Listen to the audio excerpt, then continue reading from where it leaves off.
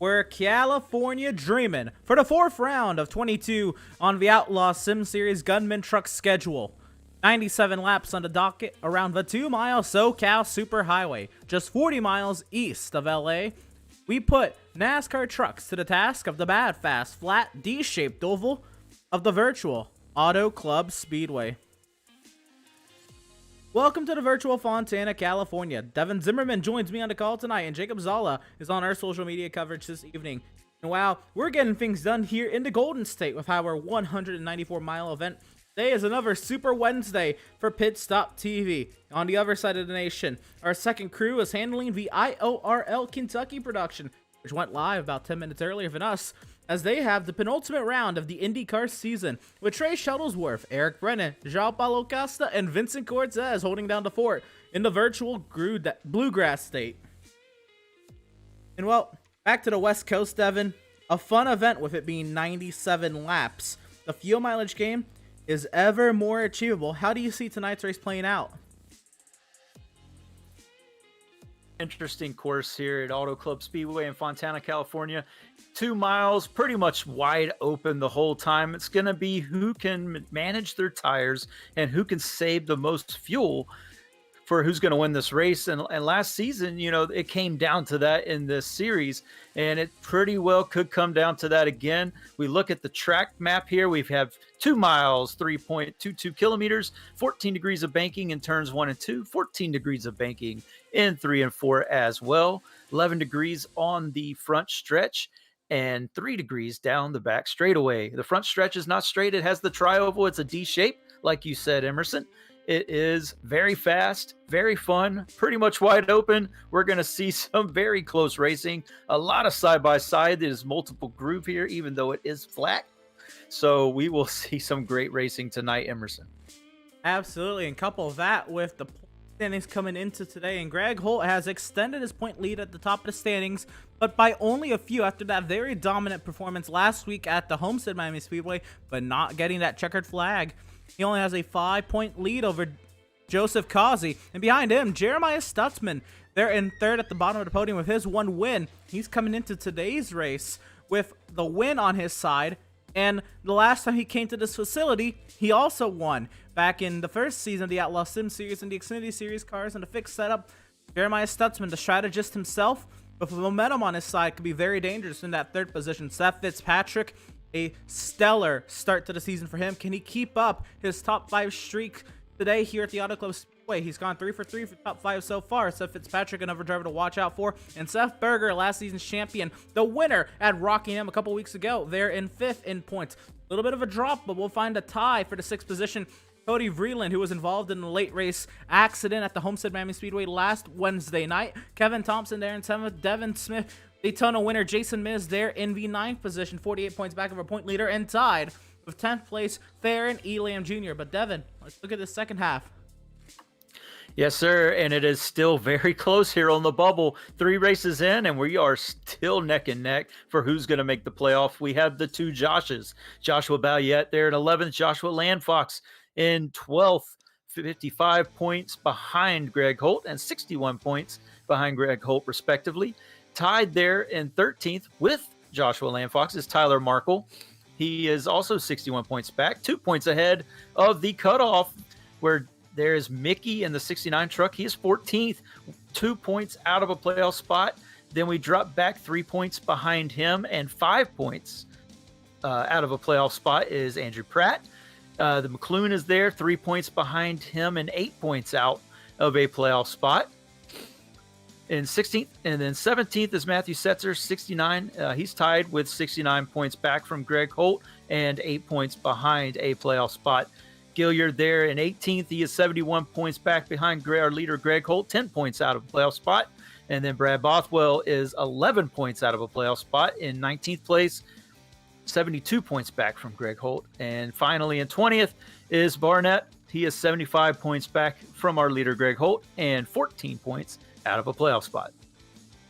Been an up and down start to the season for Brad Bothwell there in the 19th position, our 2-time pole winner. If you were checking out the Pit Stop TV social medias a little bit earlier, just over 90 minutes ago, we had last week's Pratt, Tile, and Stone pole lap we posted the onboard there of the 31 of Brad Bothwell and how he tackled the Homestead Miami Speedway when it came down to crunch time and qualifying. Check out all of our Pit Stop TV social medias at facebook.com with /Pit Stop TV, our Instagram at pit_stop_, our Twitter at Pit Stop TV, our YouTube channel, of course, where we have not only the Outlaws Sim Series here at Auto Club and the IORL penultimate round of the season at the Kentucky Speedway over there. We're in the Legacy version, by the way. That should be a very fun event as well. Again, Eric Brennan, JP Costa on commentary over there. Chris Shoulders social media, and Vincent their social media. Just wanted to shout out our social media coverage this week. Taking a huge step up with, of course, Andrew Cardinale at the helm.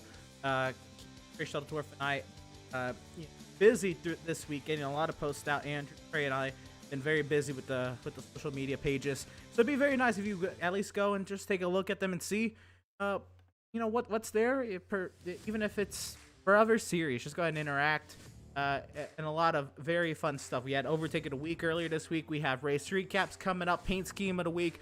A lot more fun stuff on our coverage. But Devin, take a look at the schedule. What we've gone through so far and what's coming up. Started with Daytona and Jason Miz, Rockingham, and Seth Berger coming pretty much out of nowhere. But that was really the first race of the season where we were going to see maybe some normality, or so I thought, on this season. We've been seeing Christian Converse and Greg Hull and pretty much all of the performance sim sport guys show a lot of speed. Of course, Jason Miz won Daytona, but a lot of speed was shown at Rockingham and to no avail there. And at Homestead, Greg Holt dominated, but a late race restart. Jeremiah Stutzman, granted, he's in that Discord, he doesn't really associate with them as a team. Jeremiah Stutzman took the win there at Homestead Miami Speedway. Auto Club, I mean, who knows? I've seen them all practice together. We see Christian Converse third on the charts. Kazi there in fifth, and Holt somewhere in the top 10 as well. If they can maybe right their wrongs over the past 2 weeks tonight here at Auto Club. The sky actually right now, the sun is setting. We might be falling into nighttime before too long here. But carrying on to the schedule, of course, we have Phoenix, Las Vegas, and then we're going to sling some mud at the Bristol Dirt, and we take it to the paperclip at Martinsville, Watkins Glen, the hilly upstate New York road course, New Hampshire, the flat Magic Mile, and the tricky Triangle of Pocono. Take us to the halfway point of the season, Devin. That's right, and then we're going to tackle the Monster Mile at Dover. Will be the 12th race of the season. 13th race of the season is Charlotte Motor Speedway. Then we go on to Gateway for the 14th race of the season. 15th is we're going back short tracking at the 7/8 mile Iowa Speedway. And then we'll go to Kansas, where we're going to be wall riding in the 16th race of the season. Actually, you can get around the bottom now that they updated the track there, so that'll be interesting with the multi-groove. 17th race of the season is Kentucky. 18th, Texas. And we get into the playoffs here with Kansas and Kentucky and Texas. And then we're going to the Roval. And this is where it gets interesting. At the end of the season, we're going to tackle the road course at Charlotte. And then we're going to move to the Super Speedway at Talladega, a short track of Bristol, and then finally closing it out at the 1.5 mile Atlanta Motor Speedway for the 22nd race of the season and the championship race. And it's so fitting that the current iteration of Atlanta Motor Speedway is the season finale. I was going through YouTube earlier today, and I've been seeing that they are live streaming the reprofile of the Atlanta Motor Speedway. It is, it's something. It's bittersweet, if you will. Very excited for the reprofile, but of course we'll see. But of course, the current version of Atlanta Motor Speedway will live on in iRacing in a legacy form or whatever when it does eventually get changed. But again, that's our schedule for the Outlaws Sim Series and how what we've gone through so far, what we got coming up, and what's way up the road for that title hunt in the standings as well. A lot to go here, only in the 4th round of the season. But we'll be right back. We're gonna step aside. The far side, we'll have some pre-race interviews and a special guest on the far side as well, pertaining to the Auto Club Speedway and the Outlaws Sims. Stick around, you won't want to miss that.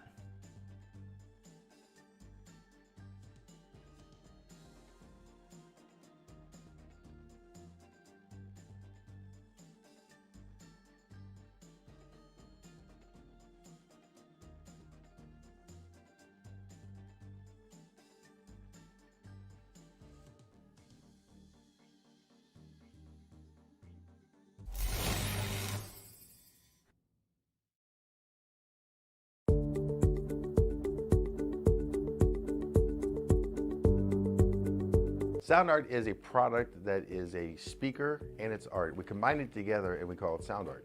What makes it so unique that any picture can be your speaker?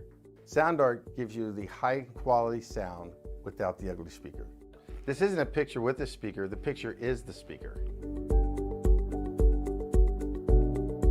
Just imagine your wedding picture uploaded onto a canvas and now it's speaking 10,000 tunes. I mean, it's a very cool concept. What we like so much about it that you can take anything that means something very special to you, upload it on the canvas, have it hanging up in your room, your balcony, wherever you want to put it, and now it's a speaker. I mean, how cool is that? It's something that we have that and no one has. No one has this product. It's just a great gift to give anybody. It's just a neat concept. Around here we say, art never sounded so good.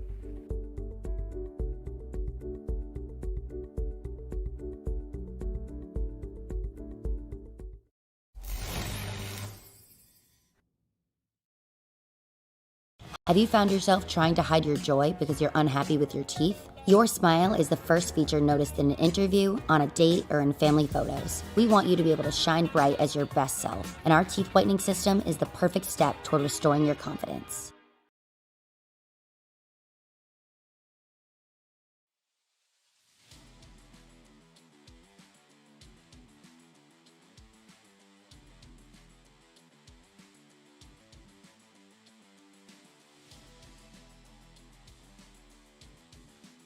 Welcome, race fans, back to the virtual Auto Club Speedway. We're here for round 4 of 22 on the Outlaws Sim Series, Gunman Truck Series calendar, and the Auto Club Speedway. Again, a very fitting track. And we had a lot happen last season. Jacob Zala, you remember that name, going us in the booth for a lot of the second half of last season. Dominated last season's race, only to be undermined by Jeremiah Stutzman and the strategy. Couple of names to find as we continue on with our pre-race show. But before we get too far, I want to shout out some of our partners here at Pit Stop TV, like Tucson Sound Art. Your picture, your music. You provide the image that you want, and we will custom create a beautifully framed, high-quality canvas of a built-in Bluetooth speaker. With Sound Art, you get the best of both worlds. Visit TucsonSoundArt.com for additional info and use promo code PITSTOPTV at checkout and receive 10% off of your purchase. Ever wish you could have a race engineer on speed dial? Well, now you can, thanks to RacePace, a driver development service and setup shop all in one. Work with Tyler, a real-world race engineer, to step up your game before your next race. Pick up pace with RacePace. When it comes to your appearance, you deserve the best care that money can buy. And at Permanent Makeup in Cryo in Maine, the owner, Ashley Boyer, is a certified micropigmentation specialist who provides professional, safe, and personalized services. They have locations up in Auburn, Lewiston, Naples, and Saco, Maine. You can contact Permanent Makeup and Cryo in Maine at permanentmakeupinmaine.com, or you can call or text them at 207-358-8683. Whiplash Media specializes in various sim racing resources, including paint schemes, stream overlays, iRacing camera packs, and more. Official graphic and camera provider here at Pitstop TV. Grab your official Whiplash Media iBroadcast cameras today at www.pitstoptv.com. And remember that website link. I'll come back to that in a second. We got to shout out our friends at BAM Racing Videos. By a race fan for the racing community. Of course, pitstoptv.com, you'll notice there that we are bringing the Cars Esports Tour, and I guess that'll kind of give us a segue to our upcoming broadcast. Before we get too far along, tomorrow night, 9:15 p.m. Eastern, we have the North American Racing League in their second race on the season. It's amazing to have GT3 cars back on the channel. I will be on the call there with JP Gosse in production as well. A fun night calling GT3 cars at one of the most iconic American road racing facilities in the nation. Then the Cars Esports Tour kicks off their season next Wednesday night. North's taking an off week this upcoming week, but Cars Tour will kick off 7 p.m. Eastern time at the North Wilkesboro Speedway. That'll be a blast to the channel. Want to check out more information on the Cars Esports Tour? Go to www.pitstoptv/Cars Esports Tour. Entries are open to all Cars Tour competitors, as well as other short track stars and iRacers. Cars Esports Tour races will be held on Wednesdays, with practice opening up at 6 p.m. Eastern, of course. Broadcasts going live 1 hour after that. But again, www.pitstoptv.com/cars esports tour for more info. Our own Joshua Balliet from this series will be competing in the Cars Esports Tour, that late model series. He loves the short tracks. He'll be looking to rival some of the short track heavyweights in the Cars Esports Tour. That'll be a lot of fun to watch and check in on. And of course, next Wednesday night, we have the Outlaws Sim Series at the Phoenix Raceway, 7:30 p.m. Eastern Time. And I'm looking at the practice charts here, and I see a name that I'm very, very glad is back. And of course, Max Service, a driver, a true friend to me, and a friend to many in the series, and maybe many of you who are watching. Max Service, of course, spent, I think, over a week in the hospital at this point, or close to a week in the hospital. I'm glad that he's out and he's recovering well from his procedure he had done last weekend. He still has a long recovery process to go, but he is out of the hospital. He's well. So glad to see back in action tonight here, the Outlaw Sim Series. He's running 6th on the practice charts right now, Devin. What do you think about having Max back? Racetrack. We did have him back finally. We have our own race team, and he was back with us on Sunday night, and it was great to hear his voice. Great to hear that he's doing better. It did get a little bit scary there for us, and he, having him back, it's just so nice, especially for the Outlaw Series. I know a lot of guys driving these trucks tonight. They're so glad to have him back. They like racing with Max. He's an all-around good guy, and another guy that they are probably going to be surprised to have back, at least in the broadcast, is Jacob Zala. He's here with us. He dominated the race last season, and I just wanted to get his take on what he thinks about Auto Club and what he expects for tonight. So, Jacob, glad to have you back with us. Go ahead and just let us know, what you think about Auto Club Speedway and the race tonight. Well, as you know, I did dominate Auto Club last season, and I do love this track. But unfortunately, though, this will probably be the last time we see Auto Club in this configuration. As some of you guys may know, this track will be turned into a short track at some point in the upcoming years. I believe it's 2022 or 2023, one of the two. It's a fun track. I love this track, and I don't think there's anything more I can say about that. Yeah, it is going to be turned into a short track. I think they're doing it on the back straightaway. Part of the back straightaway is going to end up being part of the new track. And, big changes coming for Auto Club and big changes coming for the drivers tonight, with probably our first real good chance to see how these teams cope with changing conditions. We had two night races and one daytime race already in this series, and this is the first one where we're really going to get to see changes, where we're changing from daytime into nighttime right as the race gets started. So these guys, when they have that qualifying setup, is going to be different. The front race setup is going to be different. The end race. Who are you expecting to see cope with that the best tonight, Jacob? Well, I think there's only one name that I can say that I think will cope with this, and he was the winner of last week's Homestead Miami race, and this guy beat me personally at this track, and that is the 71 of Jeremiah Stutzman. Stutzman played a great strategy call. He's always got strategy in mind, and I think Jeremiah Stutzman at some point will rock the house tonight again. Yeah, he's going to be a good one to pick for tonight and to look out for. He does do really well with saving fuel. And Jacob, before we let you go, man, again, it's so nice to have you back in the booth. And I just got to say, I want to get your opinion on, what you think overall about the series and what you've seen so far. I know you've been watching. Just kind of give us what your take on the season so far and what you are looking forward to coming in the future. This series is great. I've always loved this series. Like I said, I've been a broadcaster. I wanted to thank Emerson and Adam for that. But upcoming in the future, I'm looking forward to one of my personal favorite tracks on the schedule. It's later in the season, but it's Iowa. I do love the corn track, as they say. Iowa is a great track, and I'm excited for that. And like you said, I have been watching everyone, and it's just been really clean and not a couple incidents here or there, but I mean those are just accidents, and it's been really clean.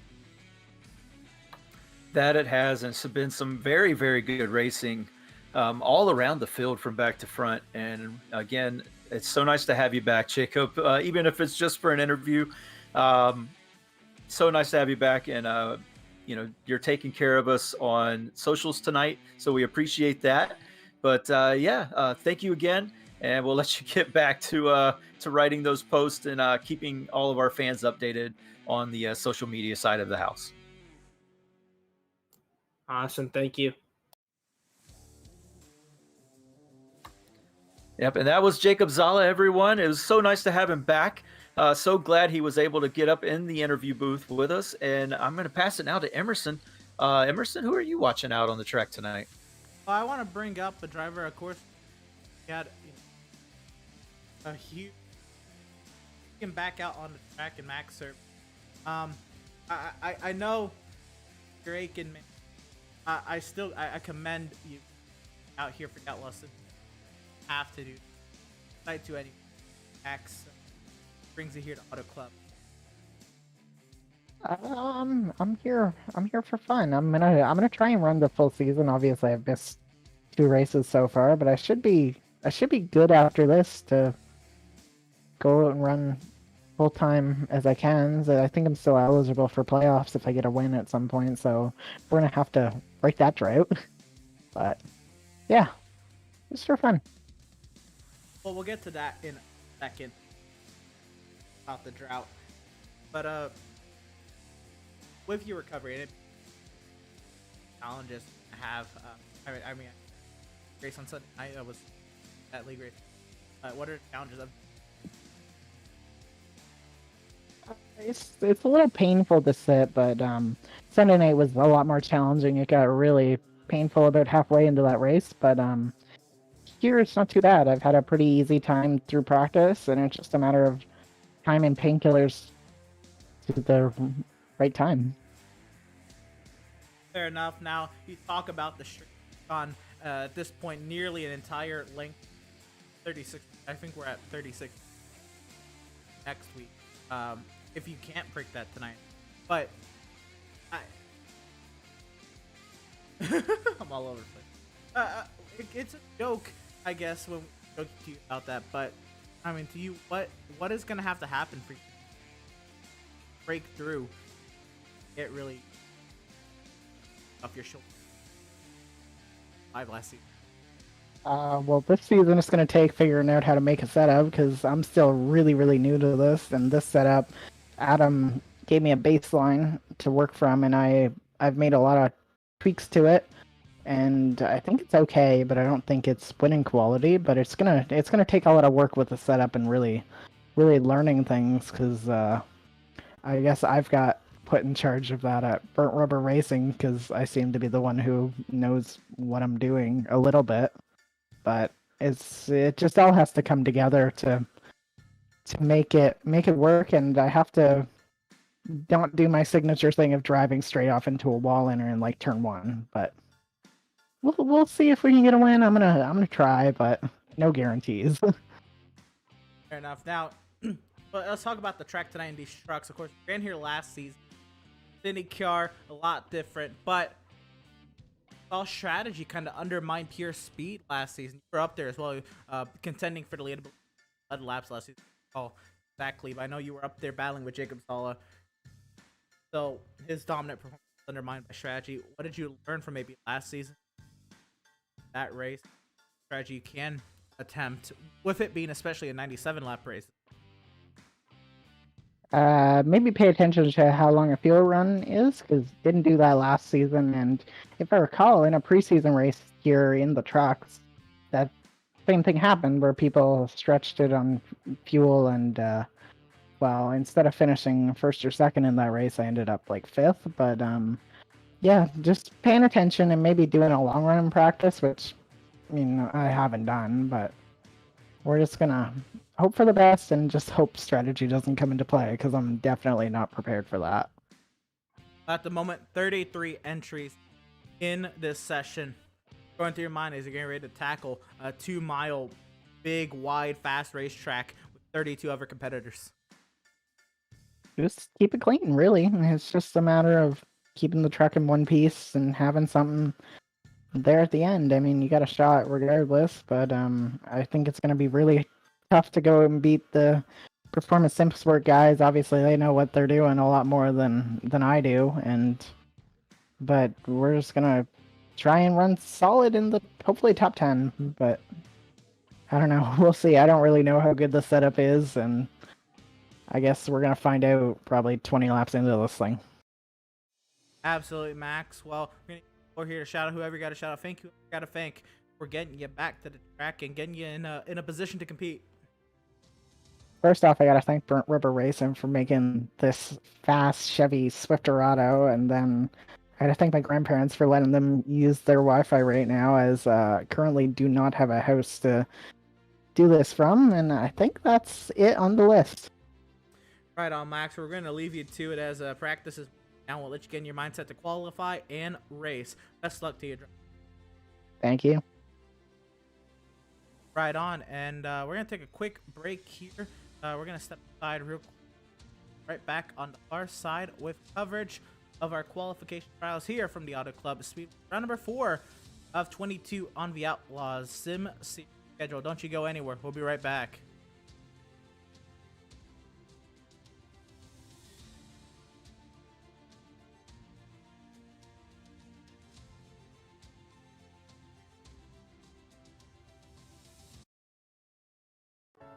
SoundArt introduces an entirely new way to listen to music in your home. By combining the best of two products, a revolutionary high-fidelity, low-profile Bluetooth wireless speaker with beautiful artwork. Select from a library of artwork or upload your own photos to personalize your experience. SoundArt ushers in an era of invisible, beautiful, and amazing sound throughout your home and redefines your entire entertainment system. The need to reclaim your floor space and rid your home of unsightly speaker boxes that need to be bolted to the wall is now a thing of the past. Our canvas is printed on high-quality permalite by Breathing Color. And select from our gallery or upload your own. Standard sizes include 16 by 20 and 18 by 24 canvas wrapped. Custom sizing is available, as well as surround sound options.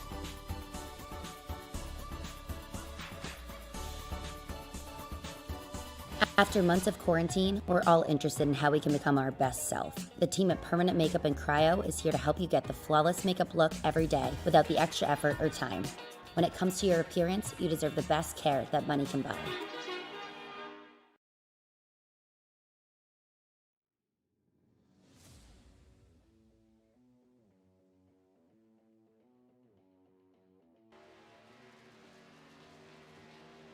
Welcome, race fans, back to the virtual Auto Club Speedway. Qualifying is underway as Matthew Setzer will post the first time in qualifying. It'll put him top of the charts and currently holding that spot right now. We'll kind of take a look around and see drivers who are getting up to speed, and we'll catch up with a new driver to the series, or at least a new driver to me, because I don't really recognize his name.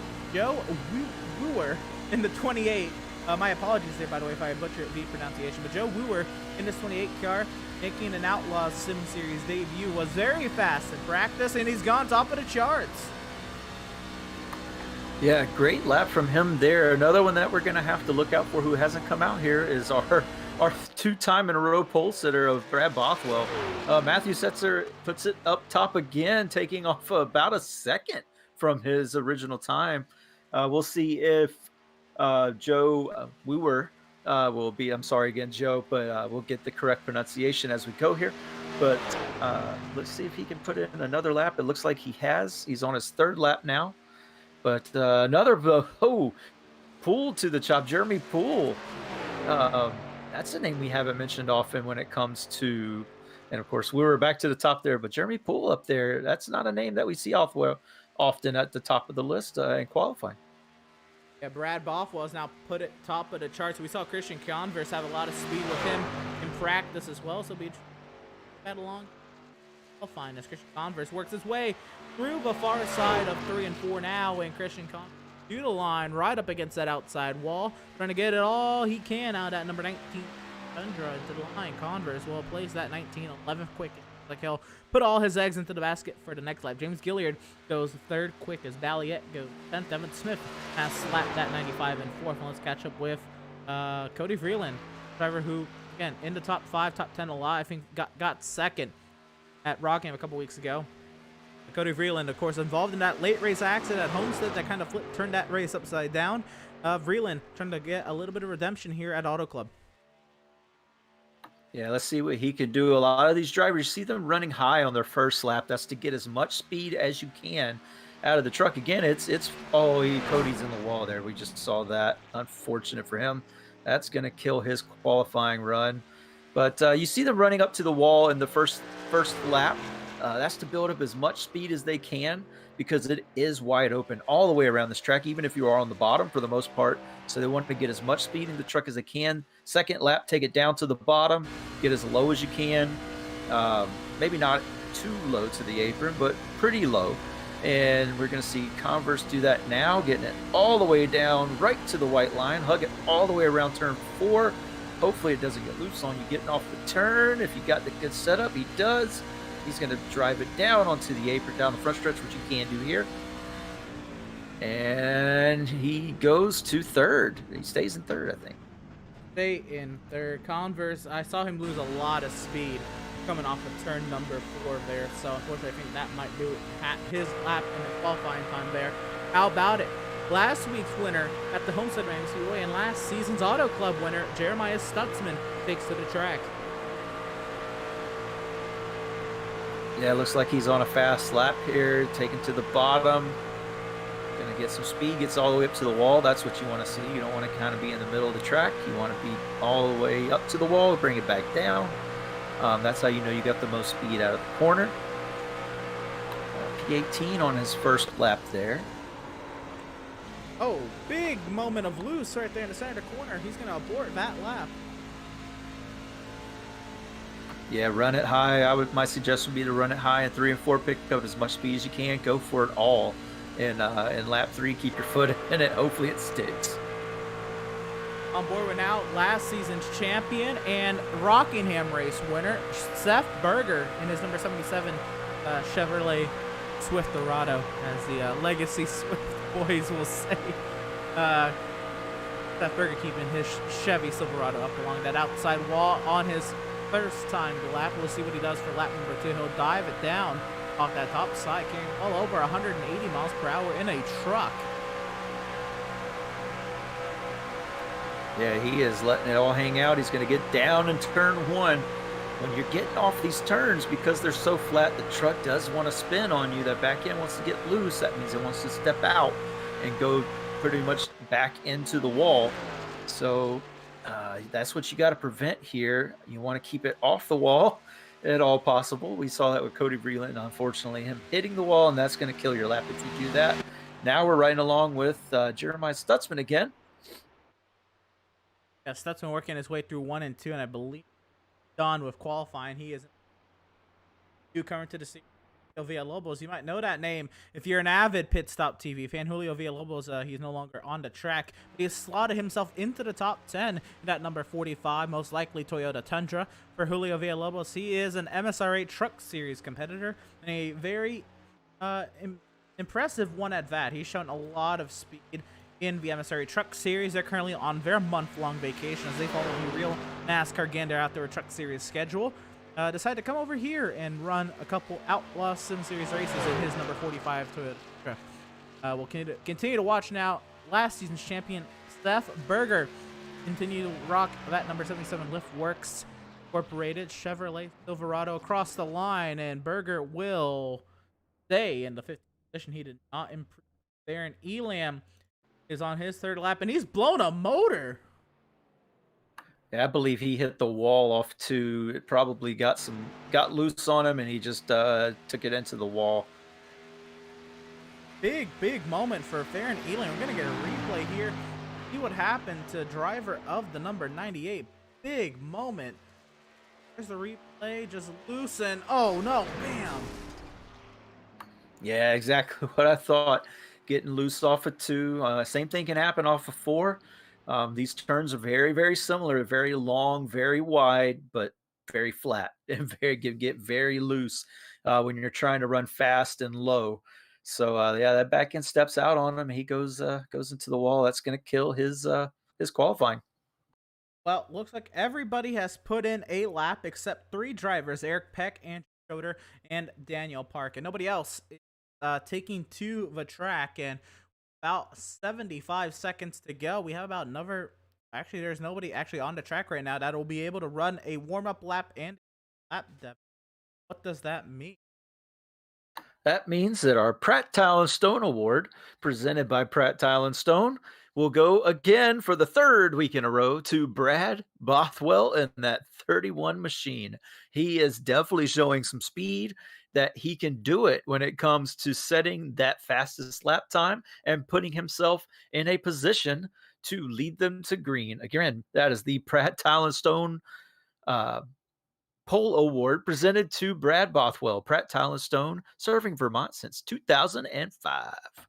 That is quite the feat. In 4 races, Brad Bothwell has taken 3 poles. Now, I'm going to be honest, I haven't seen much come as a result of those poles. Poles only give you 1 point, but I guess if you keep getting 1 point, eventually you'll point your way into the playoffs. Maybe, I don't know. Brad Bothwell right now 19th in the standings coming into today's race. I don't have another point. But still, quite a remarkable feat. 3 of the 4 poles this season. The only pole he doesn't have is truly the unpredictable pole at Daytona. It's literally foot to the floor and scrub as little speed as you can. And I guess that's kind of Auto Club as well. But anyway, it's time we get into our starting lineup, shall we, Devin? Look at the time. Oh, wow. We are gone really late. I am loving the time of day we have here at Auto Club Speedway. But let's get through our starting lineup. Row number 1, it'll be, of course, our Pratt Tile and Stone Pole Award winner, Brad Bothwell. Again, Pratt Tile and Stone, serving all your tiling needs in Central Vermont since 2005. Kevin Thompson, to his outside in that first row. He'll start 2nd. Row number 2, we'll find number 28, Joe Wooer, and Christian Converse to his outside in row number 3, it'll be driver number 32, Jeremy C. and driver number 33, James Gilliard.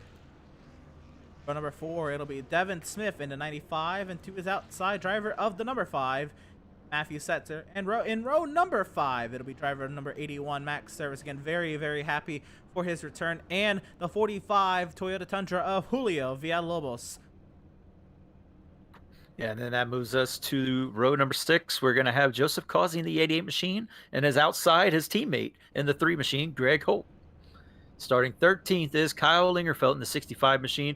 He said on social media, watch out for him this week. Let's see what he does. Starting on his outside, last season's winner at this racetrack, Jeremiah Stutzman in the 71. 77 machine of Seth Berger will roll off 15th, and his outside will be Tyler Markle in the 42 machine. 17th is Jesse Adams in the 55 machine. 18th will be Jason Miz in the 24. Joshua Balliet will take the 19th position, and outside of him in 20th will be Andrew Pratt. We fall back to row number 11. It'll be driver of the number 66, Joshua Fox, and to his outside, driver of the number 63, Randall Barnett. Number 12, it'll be 67 of Doug Solms, and 98 of Farron Elam Jr. Row number 13, Seth Fitzpatrick, who's gotten a top 5 in every race this season. I have a lot of work to do from the 25th position, and to his outside will be a driver who wrecked very early at Homestead, and not really of his own doing at all. Driver to number 96, Matt Rogers. Back to row number 14, it'll be Joshua McClune and John Mickey. Row number 15, it'll be Brandon Richardson and Cody Vreeland. And then that takes us to our drivers who did not qualify. 31st, Daniel Park. 32nd, Eric Peck. And then finally, in 33rd, will be Andrew Schroeder in the 47. Again, as these drivers get up to pace speed here off the pit lane here, my apologies. Brad Bothwell on the pole. Let's see the conditions that these drivers are working with tonight. And my goodness, Devin, very, very cold track temp. 65 degrees, air temp 66 degrees. The track temp and winds 10 miles per hour out of the west and fluctuating. Yeah, it's very windy at Auto Club always, and with the track temps being this low, I don't think these drivers expected it. We're going to see some very interesting first few laps here. I think the drivers expected to start a little bit sooner, but or a little bit sooner as far as earlier in the day in the sim here, but it's pretty much nighttime now, and that's going to affect how these trucks handle. We'll see when they go green. Tonight's stages will be the top 10 will be awarded points at the completion of lap 19 and lap 44 under natural flat conditions as the iRacing.com safety vehicle finds its safety into the pit lane. Devin, we are green from Auto Club.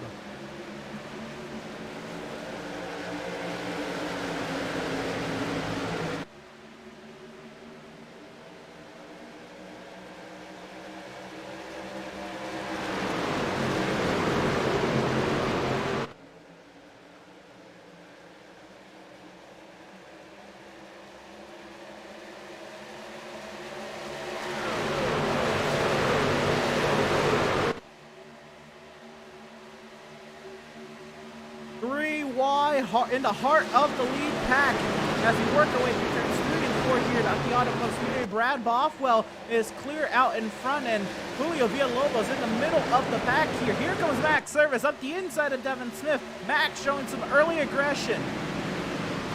Yeah, Max Service had to check up on the start there. The driver in front of him did not go, so Max Service jumped out of line, and Joseph Causey almost got into the rear end of him. So some very scary moments there for our return, for the return of Max Service, but he seems to be leveling it out now, picking up some positions, working his way up to the front.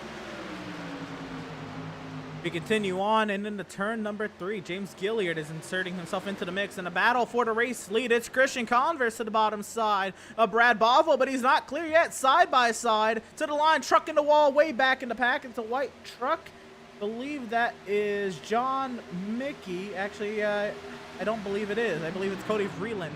Christian Converse the fastest lap and has the inside as we go into turn number 1, but Bothwell keeping him company on that outside lane. Oh my goodness! A slide job from Chris Converse there, cuts off Brad Bothwell. Bothwell is going to take it and do the over-under as they get into turn 3, Emerson. Bothwell now on that bottom side, and that bottom side of the racetrack is the shorter way around. He's going to try to get back clear of Christian Converse, and what a battle we've got for the race lead here at Auto Club. Bothwell is not content losing this lead. Yeah, with the way that Brad Bothwell qualifies at all of these tracks, I mean, he is the fastest qualifier. He's proven it. If he can get that truck to work during the race and have the get that setup working for him to save tires, he is a big driver to watch out for, and he is giving Chris Converse all he's worth. Chris Converse is going to dive it into turn 3, get under Brad Barthworth, and take this lead away. Bothwell holding station on the high side. This time I think Converse is long clear as Joe Wooer inserts himself into the mix in that number 28 Ford F-150. Now, the top 3 is starting to break away from the rest of the field. Max Service trying to put himself into the mix as Converse, I believe, he's his first lap of the day. Actually, it's second. He got credited with the lap 2 lap lead. Christian Converse does. And Joe Wooer is not content riding behind the lime green number 31 machine. Yeah, he's going to try the outside, try to get the run as they come off of turn 2 down the back straightaway. There is a battle for fourth as well as Joseph Causey and Max Service are battling away, trying to get back up to these top 3 drivers. Max Service going to send it inside of Joseph Causey, and there's another player as Poole is on the outside in the 32 truck. He's going to try, but he does not get there and has to fall back in behind the the 88 and the 81 machines. As Service and Causey do get out hard for fourth. We're not done for the race lead. Wooer all over the tailgate of Converse into turn 1. Vasend into the corner.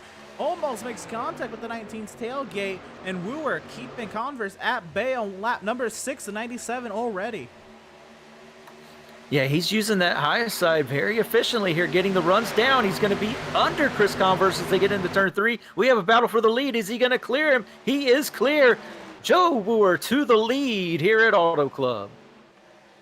Joe Wooer will clear his way in front of Christian Converse. And now look at the gap he's already opened up. Now he's trying to break the slipstream as Converse comes back to the tailgate of 28.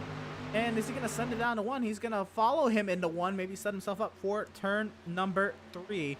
But Joe Wooer, the current race leader, and he's opened up a nice little advantage.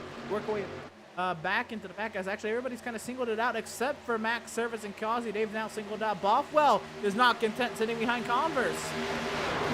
Yeah, Bothwell's still been hanging right there with this lead trio, and he's going to send it. He's going to take over that second spot and try and go after Wooer himself. But I think Wooer's found something on that high line. We did say at the opening, I mentioned that this could be a multiple groove racetrack with how wide it is, and we're seeing that now. Converse kind of sticking to the bottom of the racetrack, same with Bothwell, but Joe Wooer running a couple of lanes up. Near contact there between Service and Causey, and out Service to the inside of Christian Converse. Yeah, Max Service, he's being very methodical here, picking them off one at a time, worked his way through by Causey. Gonna bring the 32 Machine of Pool along with him. And now he sets his sights on third place. He's trying to put it there. He's there door to door with the third place machine of Chris Converse. Max Service is on a mission. I think he's had enough of hearing about a 30-some-odd race winless streak. I guess you have to account for the 2 races he did not start in the past 2 weeks. Still, Max Service looking at well over 32 races of winlessness.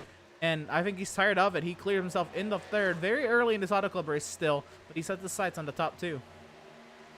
Yeah, he got a little loose pulling the slide job there on Converse. Converse gets back underneath of him as they go into turn 3. He's going to have the preferred line, but can Max make that outside lane work? As well as Joe Wooer is, he is starting to pull away just ever so slightly from the 2nd place of Brad Bothwell. And we look now off the rear end of Joe Wooer as he opens up a 2/10 of a second advantage over Brad Bothwell.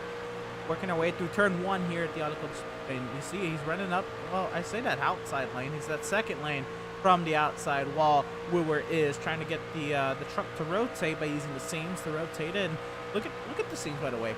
We talk about old surfaces. We talk about the reconfigure of Atlanta. Another track I think that is definitely on the docket for getting reconfigured. It's actually been talked about greatly. We talked about earlier in the pre-race show about the track being changed to a potential short track. But the Auto Club Speedway is another one of those tracks with very, very old pavement. I think we're working upwards of 22 years old, I'm sorry, here at the Auto Club Speedway in real life. And when you have pavement that old, you really need to get this truck to turn in more ways than just mechanical grip. You got to create grip another way than you maybe would on a fresher set of pavement. Yeah, exactly. And the end result of that, Emerson, is that it eats tires. This racetrack is known to destroy tires, and it does that same as Atlanta did, the same as Michigan is starting to do, where it will just take tires, it'll shred them out, turn them to pieces, and you just got to deal with it. And so that's why I mentioned in the opener there, whoever's going to manage the tires, manage your fuel the best, pull that strategy, they have a great shot at winning this race, as we see 2 trucks, Cody Vreeland and the 69, I believe that was, out of the race already or getting some repairs. Yeah, I'm not sure. A lot's going. There's Cody Vreeland. We'll try to figure out what happened to him in a second. But here is the 69 of John Mickey, working his way down the back straightaway. Oh my goodness! Oh my goodness! That seems like an equipment malfunction. Yeah, and he immediately tows. Definitely something gone wrong. We've seen that a couple times from different people last season. A couple times it sticks out to me that Joseph Causey had wheel issues where his wheel would get stuck in a certain position, and then he would basically just turn straight left and basically just flip himself. I forget the track it was, but it was a short track. And he just turned immediate left and flipped himself down the straightaway. Seems like something similar happened to that to John Mickey here, which is really unfortunate. Well, also, Cody Vreeland has owned an engine. I'd have to imagine maybe he still had his qualifying grill tape on or something like that. Maybe forgot to change the qualifying setup. But Cody Vreeland just in the middle of the pack just blows up right in front of Matt Rogers. That's got to be scary here, that 96 car. Yeah, I'm not sure why that happened again. Probably just forget to change the setup when he gridded. With the grill tape the way it is and running in a pack there, it's not a lot of clean air to keep that nose cool. So, yeah, that's probably more than likely what happened. John Mickey, and the unfortunate circumstance that I'm.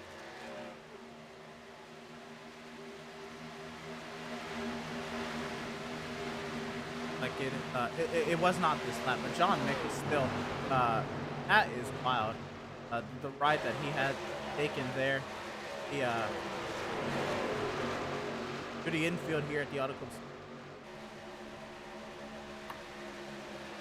Yeah, it definitely had to be some type of equipment malfunction. We're going to speed it up here and get to the backstretch. There it is.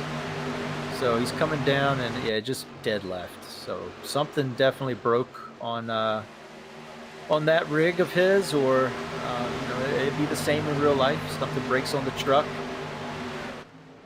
in real life, and something similar could happen. Yeah, definitely don't want to see that devastating of an impact, but this is a sim, so we're glad he's all right. Absolutely. We continue on. Joe Wooer, the current race leader, over Brad Bothwell. I think it is time we got to check up on what's going on up here. Bothwell still there in second. Max Service now in third over Greg Holt. Seth Berger, Christian Converse has fallen back quite a distance back here. He's back into the got a little bit of a margin over Joseph Cosby, who's got Jason Miz and Julio Villalobos until Villalobos again coming to the series. Very aggressive there to the tailgate there to number 24. Yeah, again, some good midfield battles here from about 7th on back. It's pretty tight. I mean, even our lead group is pretty tight, but these guys are right on top of each other. Villalobos again, right up to the back of the 24 machine. He's going to choose the high line, try and get some fresh air on the nose of that truck, get the run off the turn. Let's see if he can make it work. Maybe try to get under him as they get into turns 1 and 2. Get the draft a little bit. Looks like Miz is trying to break it, and everybody's trying to pull him behind him. The draft is a factor here, Emerson. It can get you a good run down the front stretch and the back straightaway. Yeah, I mean, look at the pack of trucks right here behind Miz and Villalobos. Julio Villalobos Jr. now gets the run. He looks to the inside. There's Gilliard and Setzer.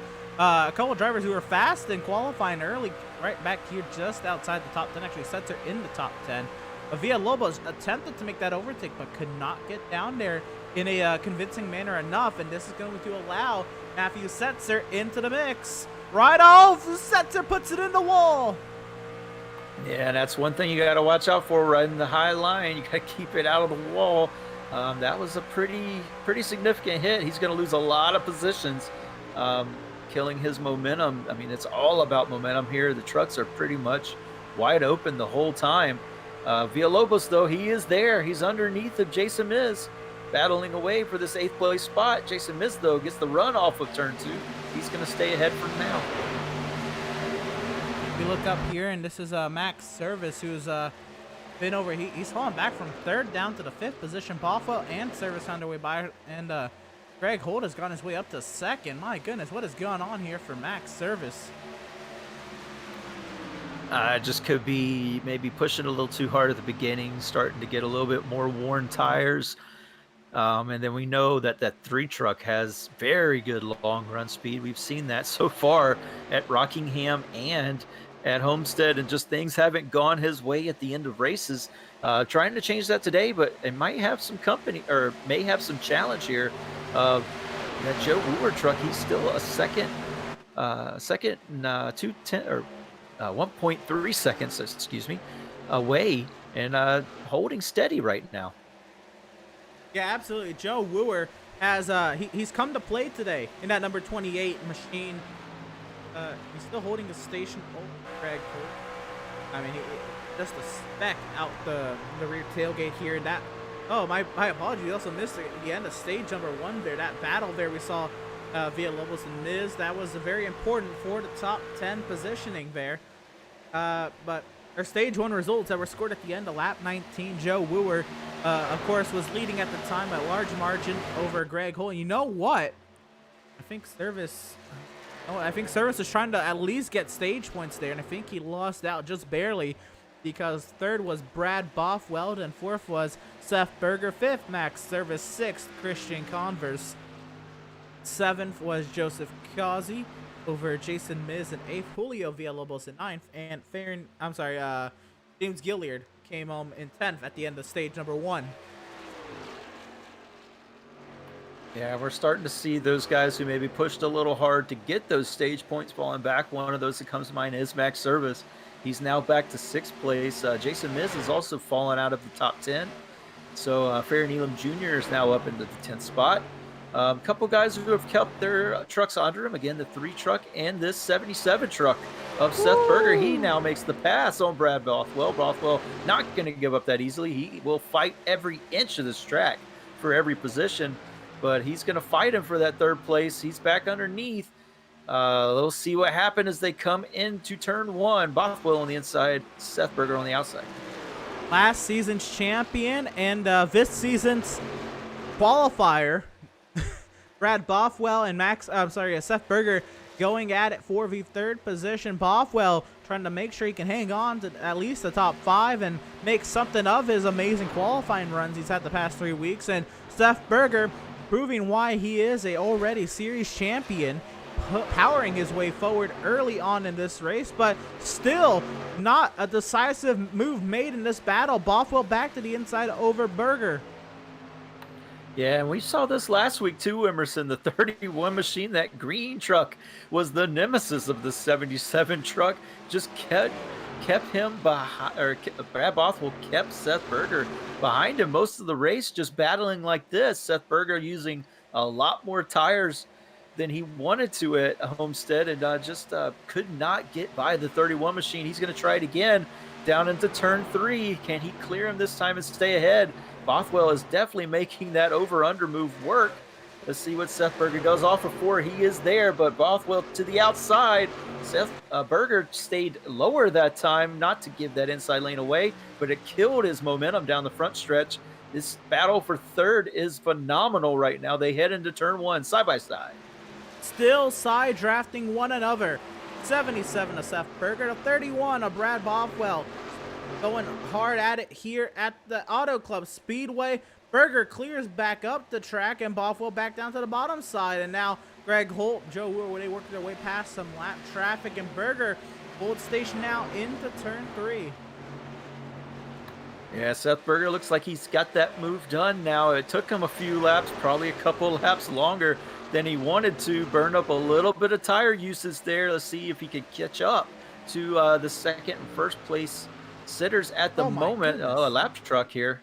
Wow, he was right in the middle of the track there in the 55. That was a little dangerous for our lead group here, but he's going to move to the outside and let these guys get by, it looks like, safely now. And Seth Berger, again, he has cleared that Brad Bothwell machine and moved up into the 3rd place. So our top 3, Joe Wooer, Greg Holt, and Seth Berger. Joe Wooer has done a phenomenal job, and even though we're now in a lengthy part of the run, and now Greg Holt is starting to show some muscle, bringing that gap down to 0.8 of a second. Greg Holt has not just straight up eaten everything that Joe Wooer has built up here. It is taking Greg Holt a lot of time to really close in on this leader. And this certainly isn't done, and we still have a lot of strategy to play out. We haven't even made our first round of pit stops. We still have stage points to award at the completion of lap 44 as well. A lot can go on here as Joe Wooer continues to hold the lead now, just under 0.7 of a second. Now breaking the slipstream down the straightaway here. As an open wheel fan, you like that, huh, Devin? Yeah, I do a little bit, a little dirt tracking almost. So, yeah, he is definitely putting it out there. Greg Holt's got some work to do. He's starting to fall back again. It was down to about 0.7, now back up to 9. And I don't know if Greg Holt was expecting this. He's not really had to work on these long runs to keep up with people or to pass people. He's kind of just been the Greg Holt show when we get on these long runs, but not tonight. This F-150 of Joe Wooer is giving him a run for his money on these long runs, and it's definitely nice to see for us fans. I'm not sure that Greg Holt again would like to see it. I'm sure he'd like to be on a Sunday drive like he was last week at Homestead, except finishing under green conditions probably, but we'll see what he can do here. He's trying to claw back. Another guy who's trying to claw back is Seth Berger. He is taking a little bit out of that lead. He's now down to 2.6 seconds back. It was about 3 seconds when he got by the 31 machine. So he's trying his hardest too. Another guy back here, Max Service, he's hanging on to 6, but he's got a train behind him. Yeah, Max Service, I definitely think, is used to stuff up early, trying to prioritize track position early. Looks like it's not necessarily paying off. Villalobos now with the move to the inside of the 81.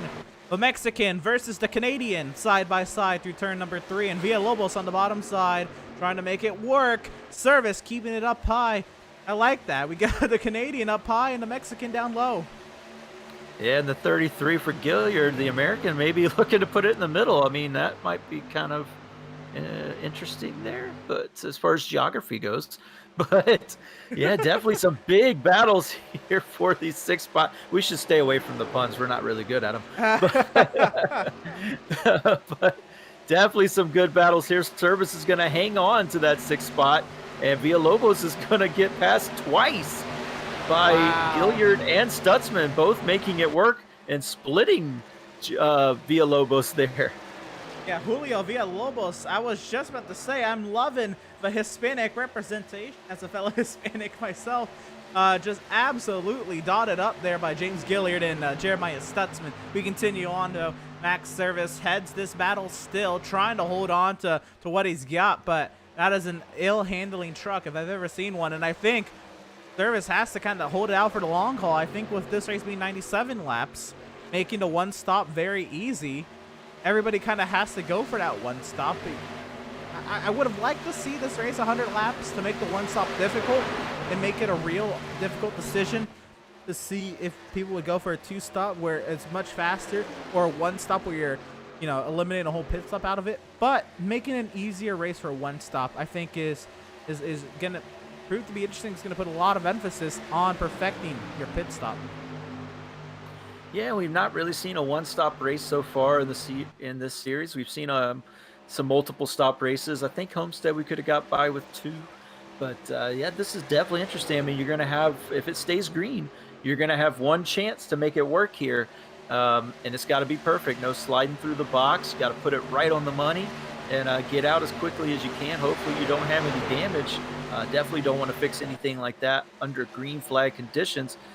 We still have a great battle going on here for the 6th, 7th, and 8th positions. All 4 of these drivers. Oh, and there is Max Service diving in already. Well, just as I say, the 2 stop is going to be overlooked. I think Max Service was in dire need of something. And I think Max, at this point, he really has no choice. He was not going to win this race if he went on to 1 stop like everybody else. He had to try something. And we're right at that 1/3 mark. If you go, 97 laps, so you can split this into 33, 33, 32. I'm sorry, 33, 32, 32. So right there, this will be the first stop. And he's bringing in Joseph Causey. Causey coming in is a shock to me. I'd expect Causey to try to go long here. So maybe the 2 stop is not completely eliminated. But I'm looking at drivers that I definitely expect. Service and Balliet. Pratt is an unusual one to me. But I could definitely see Balliet and Service, as I know them to be very aggressive at the starts of these races, that they definitely would maybe chew up their stuff early and kind of eliminate a 1-stop strategy. Yeah, and we saw when the tire fall off happened now with these guys, right around that 17, 18, 19 lap mark is when they fell off. And one thing I did notice, Emerson, that we kind of didn't catch earlier was that Joseph Causey did fall off quite a bit. He was back down into the teens at the time of that pit stop, and that's just because he probably ate his stuff up early as well. Just wanting to come down and get some fresh rubber and try and make it up on a 2 stop. It looks like he's going to come back down again, though. Oh no! Did Joseph Causey get caught speeding? I believe is what happened. As Matt Rogers and Randall Barnett are now on the pit lane. I believe, and Josh McClune is in as well. I think it is Spedden or 88 of June. You don't want to see that, especially for such a good driver. Joseph Causey featured this week as the driver of the week on Pit Stop TV's social media account. And you just don't want to see something like that where it could really affect the race. As short as this race is, that's really, really, really going to make it difficult for him to get back in this thing. So he was penalized, but he was penalized by race control for a violation of essentially driving through too many pit boxes or not staying to the outside of pit lane. Race control trying to get more strict on that this season and making sure that these drivers stay to the outer lane of pit lane, because it can get very difficult. And you've been in these races, Devin, where somebody up ahead of you just a little eager to get to their pit box and they drive down the middle of the pit lane and bam, you miss your pit box because you couldn't see that truck or car that's right in your line of sight. So race control is trying to cut down on that, make sure, you stay on the right side until your pit box is approaching. And I believe Causey, violator of that. Yeah, they're trying to, I've seen other leagues do this as well on the service, where they're trying to make it more realistic in conjunction with real life, where you have a pit box limit where you have, if nobody's in the pit box, you can go through maybe one or two other pit boxes to get to yours. And you have the same getting out. You have to get out. Pretty much you can only clip the pit box in front of you. Can't go more than that one. Turn it hard to the right. Get over far to the right as you can. And unfortunately for him, he was caught going through too many this time. But either way, a penalty really, really hurts his chances of winning this race. And I believe that probably inadvertently, Max Services triggered all these green flag pit stops, so maybe a little earlier than some of these guys really wanted to come. Yeah, this is really mind-boggling to me. So race control has clarified that the rule is to stay on the outside lane, down the pit lane, as to not hinder others. So it was kind of as the scenario I was explaining. When you're coming down the pit lane, somebody is traveling in that middle lane instead of the outside lane, as you should, because it has caused people in pit boxes before. We have a driver on the pit way up in the running order. It's not way 6 Daniel Park, but we do have James Gilliard in as well, and he's got company. And Devin, I don't know, the surefire one stop doesn't look so surefire anymore, as Julio Villalobos is the race leader. Yeah, it doesn't. And one of the guys that maybe we expected to test that out was Jeremiah Stutzman. It does look like he has already made his pit stop as well. I believe the only cars still on track left that have not pitted are Julio Villalobos, Tyler Markle, and that's it. Let's see. Yeah, everybody else has pitted. And the driver currently who's going to inherit the lead after these pit stops looks to be, I believe, Max Service with that early pit stop by a couple of laps. 33. James Gilliard has a drive-through penalty for a pit entry violation. Yeah, and again, with such a short race, you got to avoid the mistakes. Oh no! Speaking of mistakes, man, Julio Villalobos, we were talking about it. You got to avoid the mistakes on pit road. They can kill your race. I know that personally. I have spun off pit road before, just giving it a little too much gas, and it just destroyed my race when I had a race-winning car. And man, you never want to see things like this happen, but they do. Very unfortunate, but Max Service though made the most out of it. He got on and off quickly. He is in the lead, but for how much longer? The 28 truck is on him. And Joe Wooer will power down to the inside of the Canadian Max Service. And okay, I have to apologize. You have to eat my words. I thought this was a surefire one stop, and you know what I failed to consider? I failed to consider the on-throttle time in these trucks will significantly change the fuel number you can hit. I'm so used to the higher horsepowered Xfinity cars and the Cup cars that you have to lift a little bit more. These trucks, I think they're somewhere in the 450 horsepower range. It's basically a super speedway. You're wide open nearly all the way around. so you are not saving that much fuel. We'll eat the. But look at this lead pack. Yeah, these green flag pit stops definitely put this pack back together. We have a three-way battle for the lead. Joe Wooer, Max Service, Chris Converse. Converse going to try and send on the middle. Now he dives down all the way to the inside in the apron, trying to make it 3 wide. He's underneath the 81 truck, but Joe Wooer has cleared both of them. He is now the race leader. Wooer clears to the lead, and Converse now trying to get clear of the Canadian. Here comes Seth Berger. So Max Service is not flying solo up here, and Balliet has put himself in 7th as well. And I think now we're looking at a whole different race. Now we're looking at a clear 2 stop. By the way, the stage is coming up at the completion of lap 44. This might have been a ploy to get some stage points. It has not worked out for Max Service, at least. He's gained positions, but he's quickly losing. Coming around to 2 laps to go in this stage, and Joe Wooer, he has not broken a gap from Converse. Here comes Seth Berger. Max Service still fights hard there in 4th. I'm sorry, in 3rd, and Greg Holt there in 5th with Bothwell in tow. Yeah, and Holt's trying to look for any opening he can between these 2 teammates in front of him. Just no room. Now he's going to try and get under the 81 truck as the 77 of Seth Berger does clear him. They're right on each other coming off turn 2.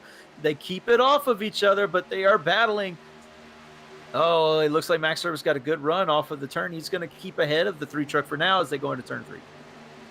Balliet and Miz duking it out as they go side by side into turn 3. We're turning our way back to the 6 truck battle for the race lead, and 1 lap to go here in stage number 2. Again, there is no caution for these stages. They are scored under natural flat conditions, so the way these drivers cross the start-finish line next time by will dictate how many points, if any, they get on a scale from 10 to 1. 10 for the stage winner, 1 place driver, which is currently Farron Elam Jr. Got himself a bit of margin there. The battle back there, and who will or who won't get stage points. Pretty calm, but back here comes race leader Joe Wooer past the lap number 47. Yep, Wooer comes off turn 4. It looks like he is coasting for the stage 2 points. He's going to take it to the line, and he's going to win stage 2, followed by Chris Converse, Seth Berger, Greg Holt. Max Service looks to keep in front of the 31 machine of Brad Bothwell. And then we are still waiting on the rest of them. Jason Miz comes through, Josh Balliet in 8th. And then Jeremiah Stutzman will be 9th. And Farron Elam Jr. will take the 10th spot. And we will confirm, because it was very close between Max Service and Brad Bothwell. You know what? I'm very happy that Max Service was able to come back. And we did get the confirmed stage results from race controller Adam Gardner. It is Joe Wooer, Christian Converse, Seth Berger, Greg Holt, Max Service over Brad Bothwell. That was my only thing. I did not know who beat who to the line. So it was Service over Bothwell, then Miz, Balliet, Stutzman, and Farron Elam Jr. The top 10. But unfortunately, my whole thing on a 1-stop has been blown out of proportion. Just as it was yesterday. If you're watching the Nork Atlanta race yesterday, Brett Pancari, who actually won the Auto Club race in the 13th season over there, the Nork iRacing Series, was trying a 1-stop at the Atlanta Motors Speedway, and it was looking like it was going to work out. And then we got later into the race, about 15 laps to go. Pancari was quickly losing time, and then a caution came out with Tommy Gossett and Zoltan Hertzik. A big commotion on the back straightaway that brought out the caution at the field, and Daniel Falkenham somehow, some way, got his 6th win on the season out of all of that. Continue on here, though, to battle for 2nd. Holt powering by Seth Berger. Converse there in 2nd, though, not able to pull away. Yeah, Chris Converse not able to pull away like he was at Rockingham so much. His teammate Greg Holt right behind him, along with that burnt rubber racing truck of Seth Berger. He is battling hard on the outside. He does not want to give up the position to Greg Holt. No! They make contact. And Seth Berger going through the grass. Oh, no! Big hit to the inside pit wall. Oh, my goodness. Think this might bring out a yellow. And we're still waiting. And Seth Berger has towed. His competitive night is over. And I still see trucks picking up speed on the back straightaway. I don't believe getting yellow out of this one. I'm going to take a replay and see what happened. just moments away from going to a break here, but Seth Berger, big hit for that 77 to the inside pit wall. Contact from Christian Converse. Let's see what happened. I believe it was from Greg Holt, not Christian Converse. Greg Holt underneath of him here. It looks like just got loose. Maybe some net code. Maybe the 3 truck got loose, and then just net code toppled on top of that. Puts Seth Berger in the outside wall. The truck turns left and hits the entry wall to pit road. That is night done for the 77 machine. Unfortunate for our reigning champion. And while this does meet all the criteria that would bring out a caution here at the Auto Club Speedway, it is the responsibility of the drivers to radio out that there is an incident that is worthy of a caution on to race control, because that in any other circumstance would be very much a caution. 2 cars making contact, 1 car spinning towards an inside barrier and ricocheting back across and onto the racing surface on an actively green racetrack. I don't believe the Seth Berger radio that this should be a yellow, so we will stay green, as we've now gone so many laps past this incident. It would just not be warranted anymore. But a huge incident there for Seth Berger, and his competitive night very much over. And the more we run these races, that we've only ran 4, but I don't think that was intentional by any means. I should preface this by saying that I don't think that was intentional. I think Holt got loose. I think is primary thing there. But these performance sim sport and these burnt rubber racing trucks, they can't stay away from one another, man. They've made a lot of contact over the past 3 weeks. Yeah, they've had some run-ins for sure. But most of the time it's been clean between these guys, just very hard racing. Some very fast competitors. One of the guys, though, that's on neither of the team is kind of running away with us. A new guy to the series, Joe Wooer, is up front. He is, again, put about 2 seconds on these performance sim sports drivers of Greg Holt and Chris Converse. Greg Holt has cleared his teammate for 2nd place while we were looking at those replays. He's trying to track down Wooer again, and Wooer is showing a lot of speed from the very beginning of the run to the end of the run. I don't know if these SimSport guys are going to be able to keep up with him. I know that they are trying their hardest, but definitely something that they probably did not expect tonight with a new driver coming to the series and showing all of the speed. Absolutely. And well, we're going to step aside and let this race play out a little bit. We're not going to actually go anywhere. We're going to go side by side here at Pit Stop Team coverage. We'll remain here from the Auto Club Speedway as nighttime falls 40 miles east of LA. We're still truck racing at Auto Club. Don't go anywhere.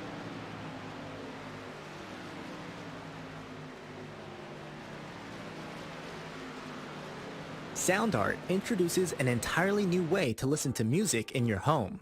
By combining the best of 2 products, a revolutionary high-fidelity, low-profile Bluetooth wireless speaker with beautiful artwork. Select from a library of artwork or upload your own photos to personalize your experience. SoundArt ushers in an era of invisible, beautiful, and amazing sound throughout your home and redefines your entire entertainment system.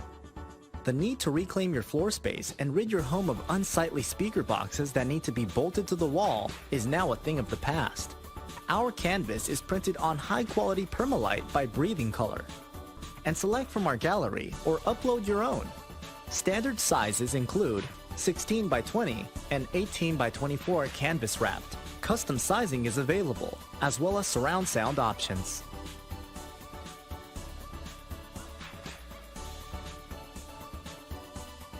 After months of quarantine, we're all interested in how we can become our best self. The team at Permanent Makeup and Cryo is here to help you get the flawless makeup look every day without the extra effort or time. When it comes to your appearance, you deserve the best care that money can buy.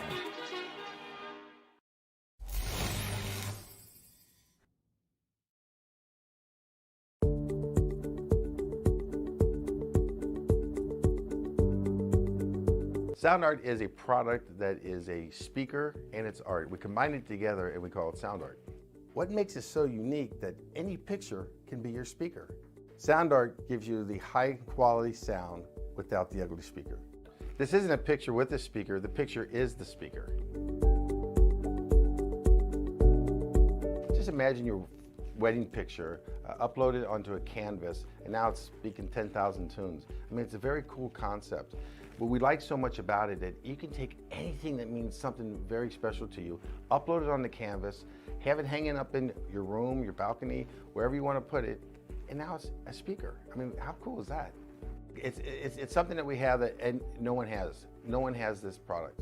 It's just a great gift to give anybody. It's just a neat concept. Around here we say, art never sounded so good.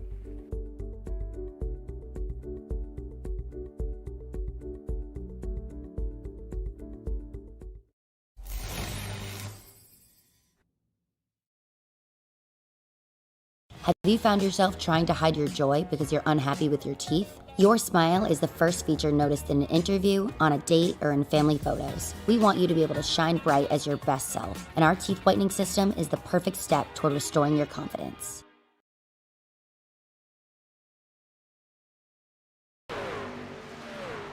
Welcome, race fans, back to the virtual Auto Club Speedway here in the virtual Fontana, California.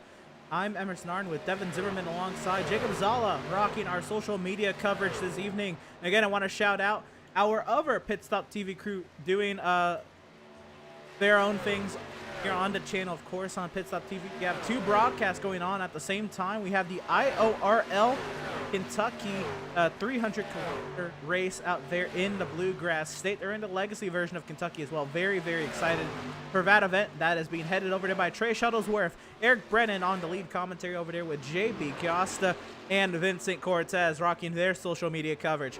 Back here at the Auto Club Speedway, it's been a relatively clean race. And again, I say relatively clean. 0 cautions for 0 laps.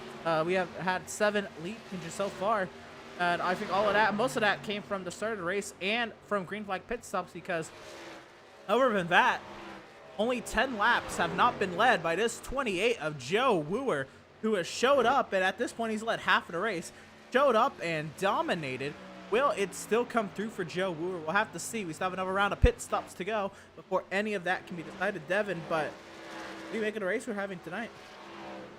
Yeah, it's kind of an interesting race. Chris Converse has passed his teammate again of Greg Holt, but this is kind of what we saw from this Performance Sim Sports team last couple of races, where they were the ones breaking out to this big lead, but now they're kind of having to settle for, second and third, and they're not alone. I mean, Brad Bothwell, our pole sitter, is right with him. He's starting to figure it out as far as getting speed in that truck in the long run. He is battling with these guys for that second place spot. All 3 of these trucks right there together, second, third, and fourth. And Converse is pushing Greg Holt. I think he realizes just the intensity of having to maybe pull away from this 31 of Brad Bothwell. I'm very impressed. Brad Bothwell had a I'm going to say at this point, because I think he's redeemed himself since, a rather underwhelming performance at Rockingham. Qualifying a pole and going a lap down, 15 laps in, I believe undamaged as well, was very, very underwhelming. Then showed up at Homestead, led a lot more laps, had a little bit of a say early, and then eventually also fell off. But I think he stayed in the top 10 for that race as well. And today, he's really showed up. He contended a lot. He fought for the lead a lot early, and he's kept himself right in this top 5 in the battle for a podium. Yeah, he has. He's been pretty much in the top 5 the whole race. I think he fell to 6th for just a couple of laps right before pit stops, but that was it.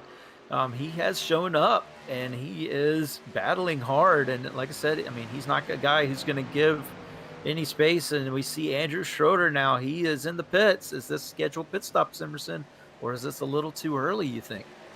Well, if you're breaking this race into thirds, it's just shy of making an even split, so I believe it is a scheduled stop for Andrew Schroeder, but he's staying in the box very long. This could be damage. This could be penalty driver of 7, but I'd imagine pit stops in the coming laps for most drivers. Want to shout out some of our partners here at Pit Stop TV before you get to in the pit stops here. Man, I cannot speak when it comes to the auto clubs. But anyway, got a shout out, of course, our partners at Tucson Sound Art. Make sure you check us, check Tucson Center at check out Tucson. Wow, at www.twostepfounder.com. Use promo code PITSTOPTV at checkout. 10% off of wall-mounted sound art device. Of course, race-based setups, a driver development service and setup shop all in one. We have a Discord community. We'll have that Discord link at the end of the broadcast out there. Permanent Makeup in Cryo Maine. Make sure you check out the website at permanentmakeup.com. Contact owner Ashley Bullier at 207-8683. Whiplash Media, official graphic and camera provider here at Pit Stop. Check out our website, www.pitstoptv.com, to see how you can get in on getting your own set of broadcast cameras yourself. And, of course, BAM Racing Videos. iRacing for the racing community. Some housekeeping, I'd say very, very importantly, Andrew Schroeder, just saw him a few laps ago. He's disconnected from the session, quite honestly. I believe maybe just got penalized and he had enough. Andrew Schroeder is 4 laps down in the 28th position, and Jesse Adams is out there, so he will fall down to 29th. Andrew Schroeder will. Jesse Adams, the last car running, is 4 laps down as well. Seth Berger still in the session, but his competitive night is officially over. He is 17 laps down and counting in that number 77 Liftworks Incorporated Chevrolet Silverado. Contact with Greg Holt off of turn number 4. Then that 77 careening off into the inside wall and in 30th position. Julio Villalobos has taken an early exit of tonight as well.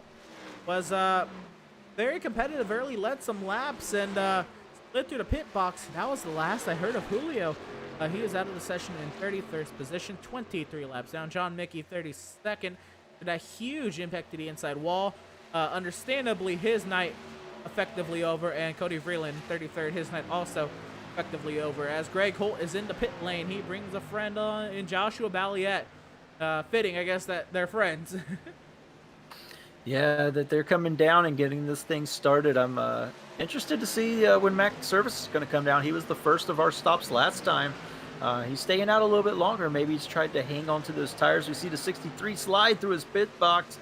Oh, you don't want to do that on the last pit stop of the night, but he slides through. Gonna have to back it up, get in, get service, and get out as quick as possible. And we see Valiant leaving there. These are our first stoppers. They can make it to the end from here. Let's see what happens when they cycle through. Max Service still on the track. Joe Wooer still on the track. Chris Converse, Brad Bothwell, Jeremiah Stutzman, who known for going and pulling interesting field strategies, still on the track as well. We continue on here at the Auto Club Speedway, and I'm hearing things are wrapping up on the IORO side from the Kentucky Speedway, as there is Brad Bothwell, pole sitter, coming into the pit lane here in that 31 machine. You can't miss it, that lime green machine, even though it was trickling off the screen, we still caught him coming down the pit lane. Yeah, he's going to make his way down, hopefully with no penalties, stay as far to the right. We've seen that happen a couple times in this race so far. Don't want to slide through the pit box, make it nice and simple, get out and get back and possibly put in the lead. And one thing with this being a 2-stop, he does slide through his box. Oh no, that's luckily it wasn't too far. It shouldn't cost him too much time, but yeah, he oh man, that's just unfortunate for Brad Bothwell. But yeah, you want to be as tidy as you can on these pit stops and get out, get back up to the front, give yourself a chance to win. As we see Joe Wurr still out there, I wonder how long he wants to stay out, knowing all these guys are coming down and he's gonna probably be behind them, as we saw in the last round of pit stops. Emerson. Well, I think part of that is also seeing, Christian, he make it? He made it. I think his crew had to adjust for it, but wow, what a stop there for Christian Converse into the box at least. Coming off the pit lane. Converse down and away. Pratt. Doug Stone's coming off the pit. Max Service having stayed out longer because he just saw that he got absolutely destroyed on older tires. I think he's trying a little something different to keep it that 81 competitive, because once you're out there on the old tires, even though he got some laps led, I mean, there was nothing he could do. He was getting past.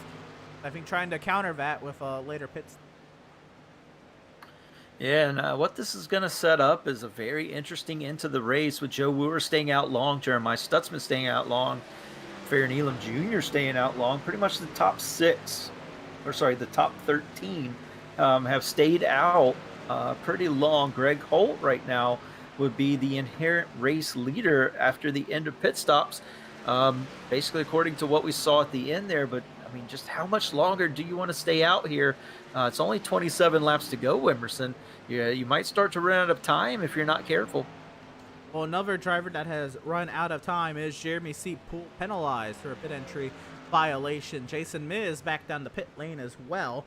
I'd have to imagine this is a violation for lap on his tires and came back down the pit lane. I'd imagine other driver on pit lane, Baron Elam Jr. Kyle Lingerfeld is in as well. Seth Fitzpatrick. Yeah, and this is something that he got really close to the going over the line there when he came off.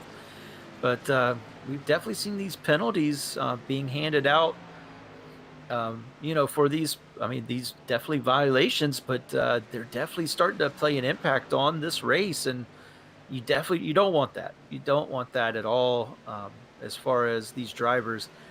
So you got to be careful. You got to abide by the rules. I'm sure they were explained by the admins well before the race to do what they needed to do. But I mean, as a driver, you're trying to take every advantage, every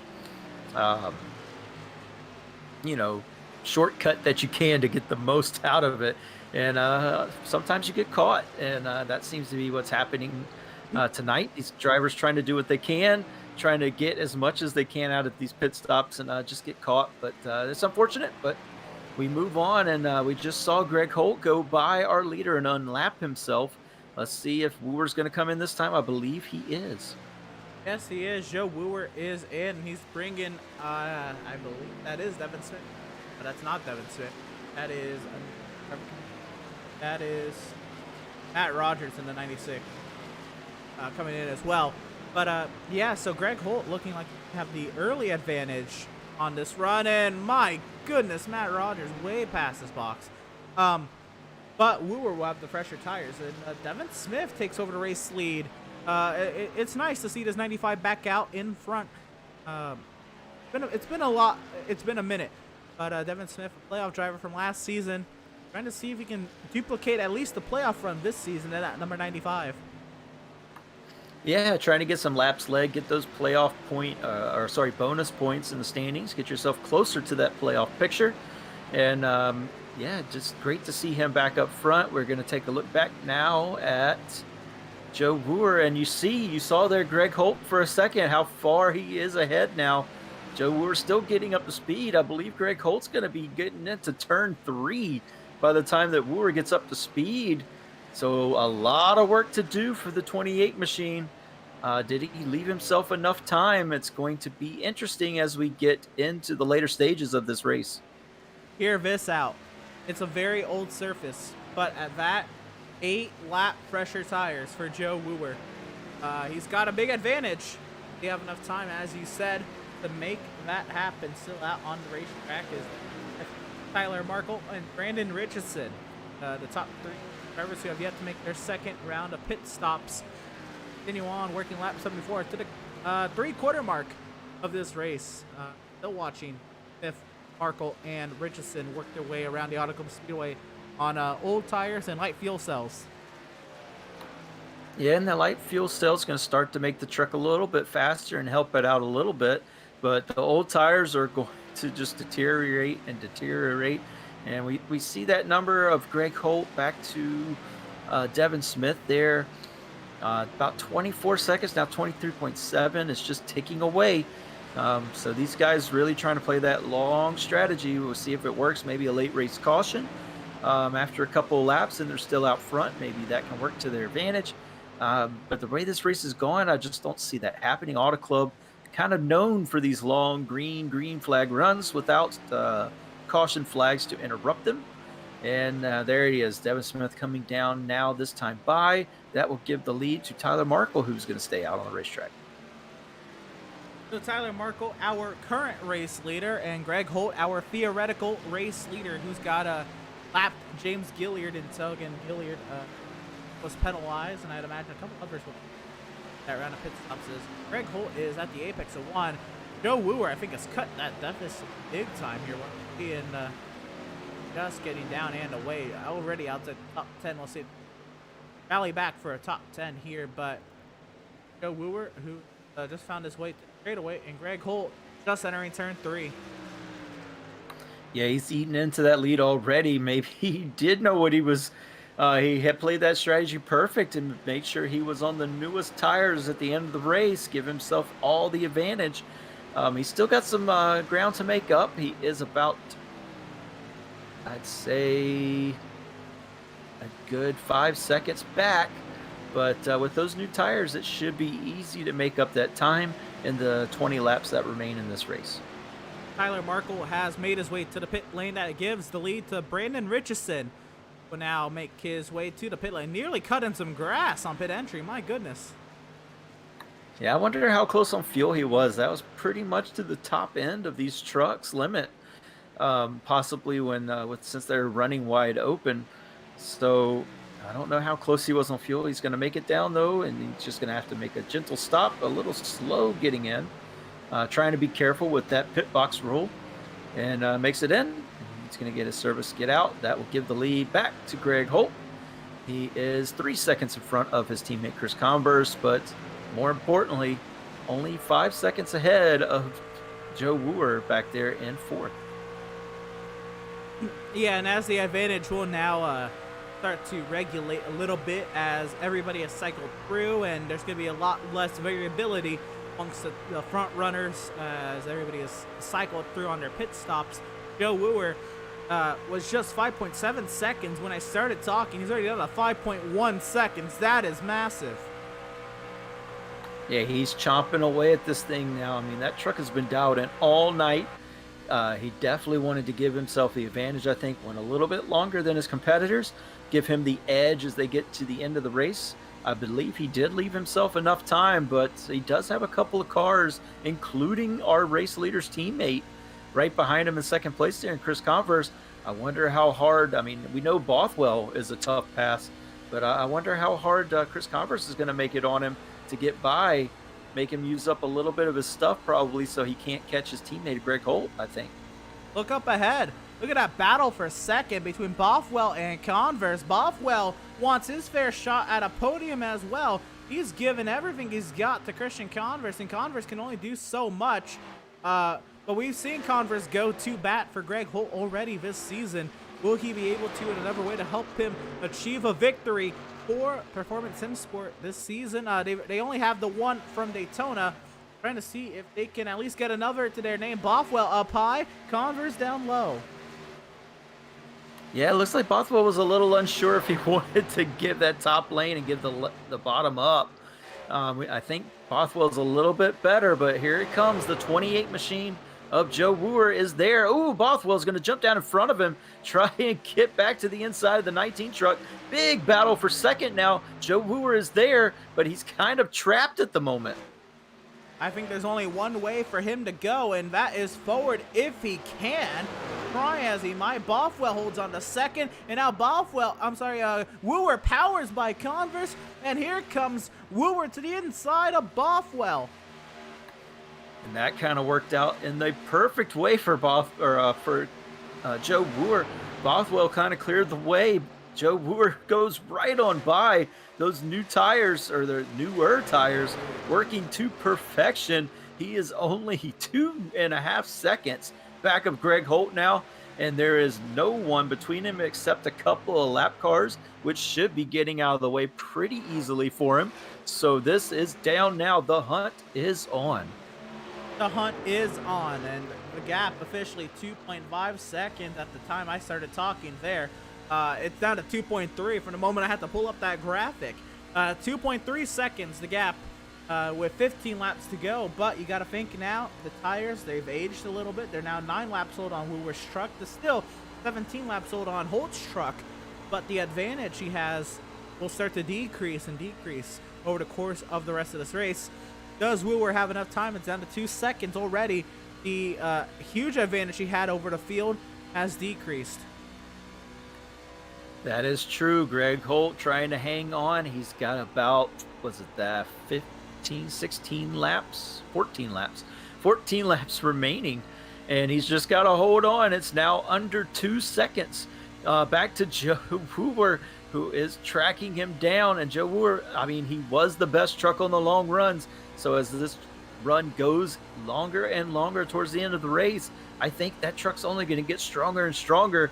And he's going to be right up on the back of that 3 truck here within the next maybe 5 to 6 laps. Well, while fireworks are going on and looking like they're starting to happen here, 1.3 seconds the gap for Joe Wooer Joe Wooer to Greg Holt. Want to quickly congratulate Alan Elwood for getting it done today in the Bluegrass State for the IORL IndyCar Series. And they have wrapped up their penultimate round of the season. And hear this, they have 1 race left on their calendar, and that's coming up in a couple weeks time here. They have 1 race left. Brandon Madonia is the point leader by 1 point over Zach Buchanan, and by 6 over Rick Ravon, and by 12 over Kyle Cuthbertson. That is going to be a wild finale whenever we can get the IORL season finale going here on Pit Stop TV. That is phenomenal, the show that we are ready to see there. But as I've gone through that, half a second the margin between the top 2. Yeah, Joe Wooer is there for the most part. He has him right in his mirror. Greg Holt's been having trouble with this lap truck. He can't seem to get by him right now. Here we go. 63 machine, and Wooer is there. He's going to go to the outside, try to put it in the middle possibly. Nope. He's going to duck in behind the 3 truck now, maybe try to push him and take the inside lane as they get into turn 1. He's on the back bumper for the lead. Here we go. With just 11 laps to go, Joe Wooer is looking to put the pressure on. 12 laps to go from the Auto Club Speedway. Greg Holt holds on to the spot now over Joe Wooer. Catching is one thing, passing is another. Jesse Adams is back in the pit box. Wooer down low. Can he power by Greg Holt off of turn number 2? Wooer, can he clear up? He will. New race leader once again. It's Joe Wooer. Can he hold on 11 and a half more times? Yeah, and that lap truck of the 63 machine played for the perfect pick. He had Greg Holt trapped on the bottom. Greg Holt could not get the runs off the turns. He is clear now, but it's a little too late. Joe Wooer back to the point. He's got the freshest tires. He's got the lead.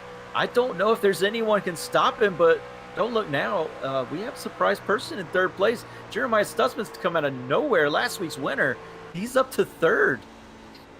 Well, hello there. Last week's winner and last season's Auto Club winner. Now, here's the thing. He has 2 lap older tires than Joe Wooer, but imagine that Joe Wooer really pushed on his set of tires and Stutzman didn't. We might be talking a little bit of a battle here. We'll see if Stutzman can get around Greg Holt once again in the later stages of a race, but this time it'd be for 2nd, and if he'll have anything for Joe Wooer, who's already opened up a 1.1 second advantage and 1.5 second advantage over Jeremiah Stutzman.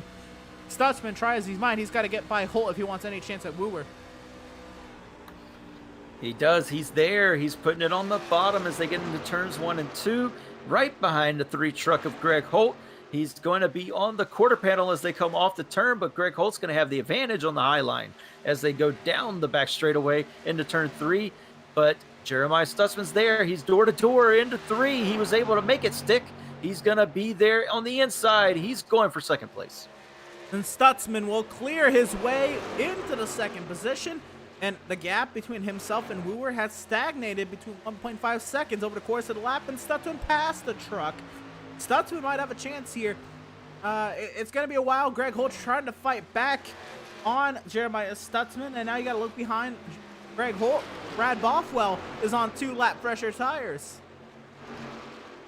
Yeah, I don't know if Greg Holt maybe just played that strategy wrong, pitting a little early, thinking maybe he would bring everyone in with him. And it may have backfired on him here. But Brad Bothwell, I mean, we can't say enough good things about him. Recovering from Rockingham to that Homestead race running in the top 10. Now he's fighting for a podium position, showing that he's starting to get those long runs dialed in for that 31 machine.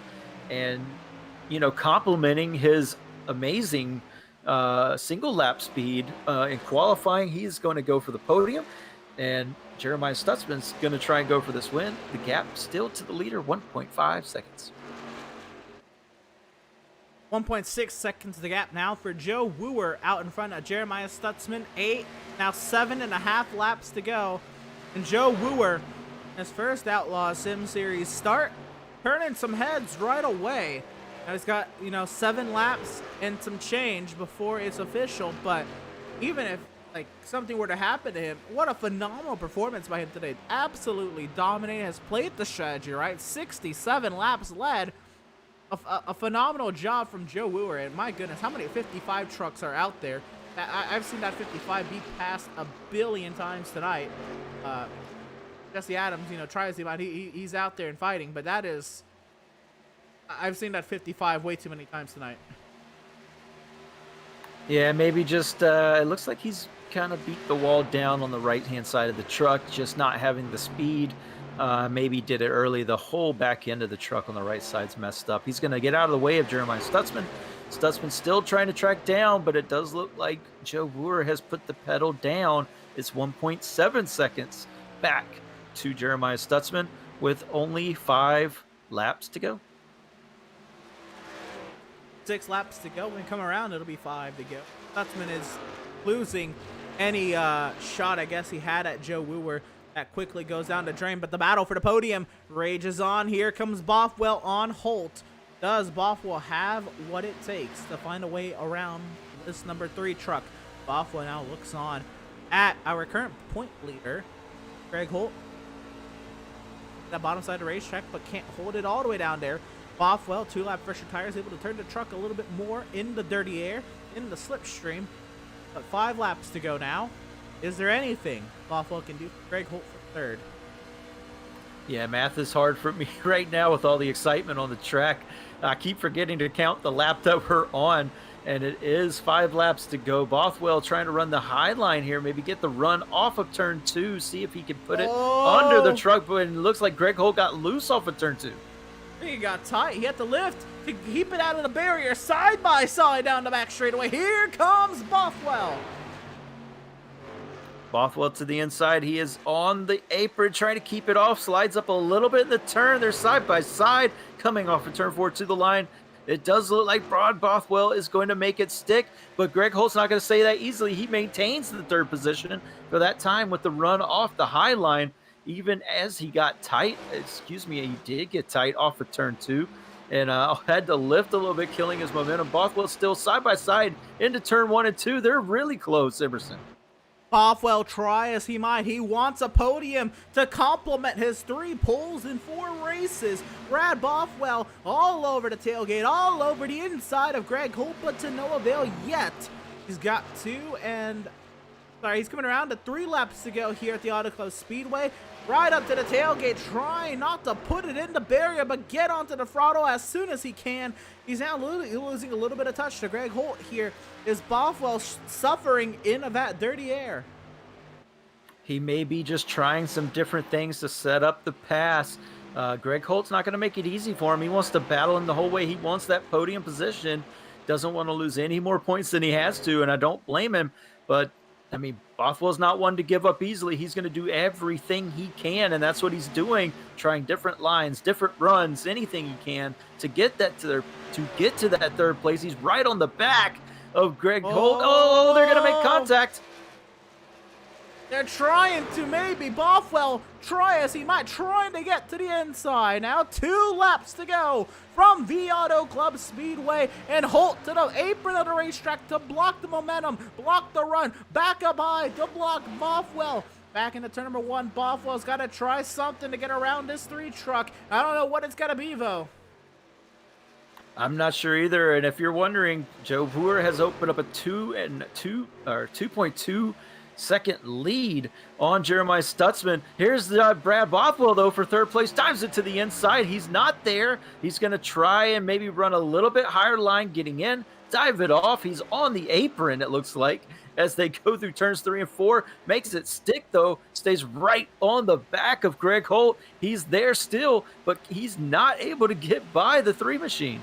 An absolute dogfight as Joe Wooer takes the white flag, presented by Tucson Sound Art. And look at this. Joseph Causey's getting at the tail end the lead lap here, trying to hold off Kyle Lingerfeld and race leader Joe Wooer. I don't believe that's going to be too much of a factor. I don't believe Wooer will even try to get involved with his margin. He's actually losing time now.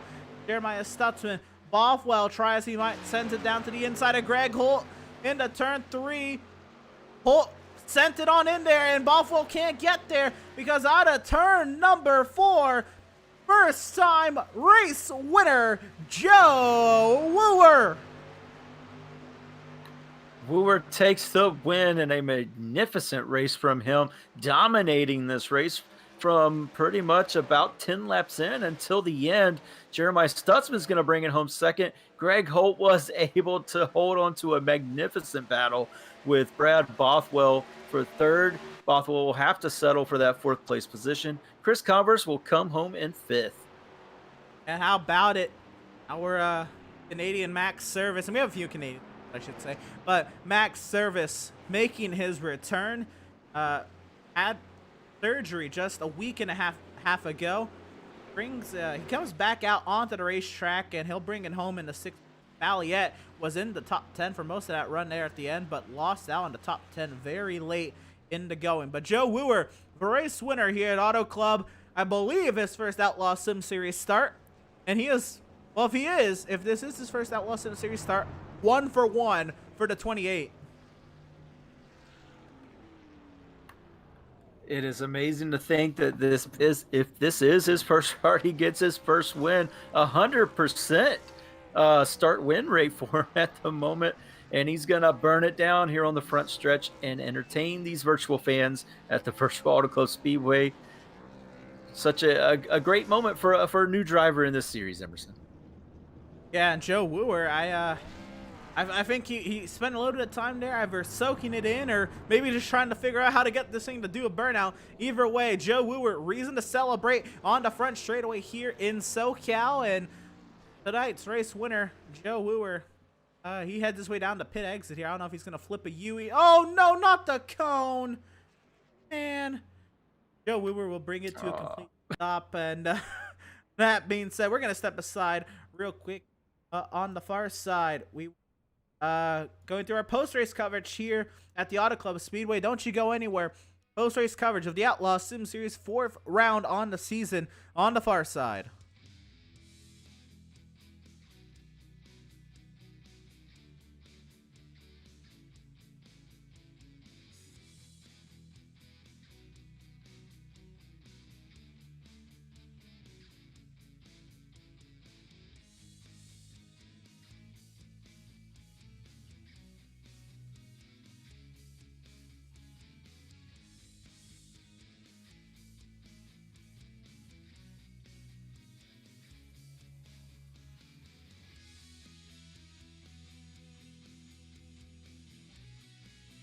SoundArt introduces an entirely new way to listen to music in your home. By combining the best of 2 products, a revolutionary high-fidelity, low-profile Bluetooth wireless speaker with beautiful artwork. Select from a library of artwork or upload your own photos to personalize your experience. SoundArt ushers in an era of invisible, beautiful, and amazing sound throughout your home and redefines your entire entertainment system. The need to reclaim your floor space and rid your home of unsightly speaker boxes that need to be bolted to the wall is now a thing of the past. Our canvas is printed on high-quality permalite by Breathing Color. And select from our gallery or upload your own.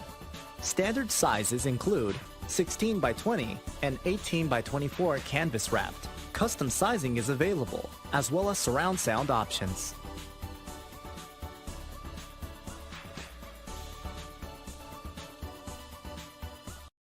Have you found yourself trying to hide your joy because you're unhappy with your teeth? Your smile is the first feature noticed in an interview, on a date, or in family photos. We want you to be able to shine bright as your best self, and our teeth whitening system is the perfect step toward restoring your confidence.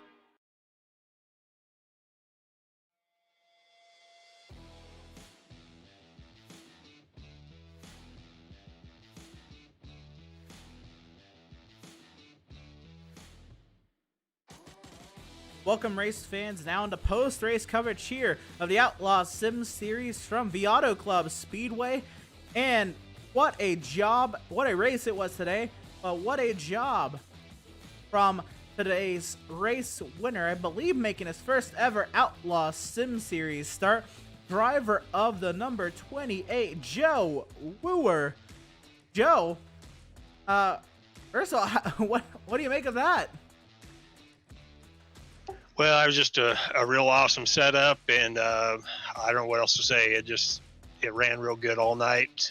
A little tricky to start with on those first couple laps, but it just awesome setup put in there, and don't know what else to say on that.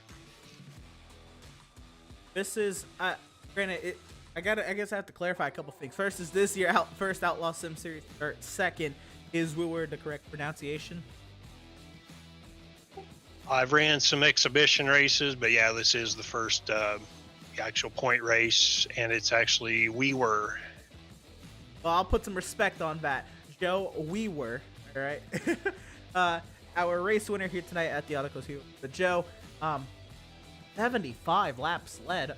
Did you, I guess before you even registered for the session, before you even got to practice, did you anticipate having this kind of pace right off the bat, maybe from those exhibition races? Or what was, I guess, coming through your mind when you were getting ready to sign up for Auto Club? Well, I knew the setup was solid.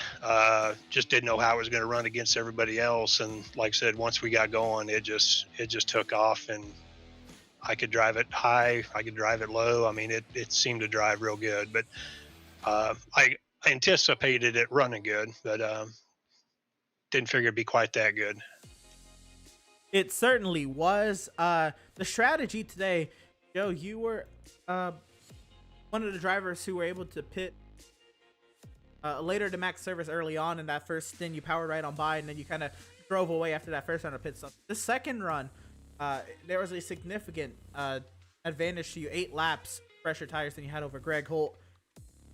Talk about, I guess, the decision to go that much longer, and did you think that how much time you had left there at the end was going to be enough to get to and past the 3 truck?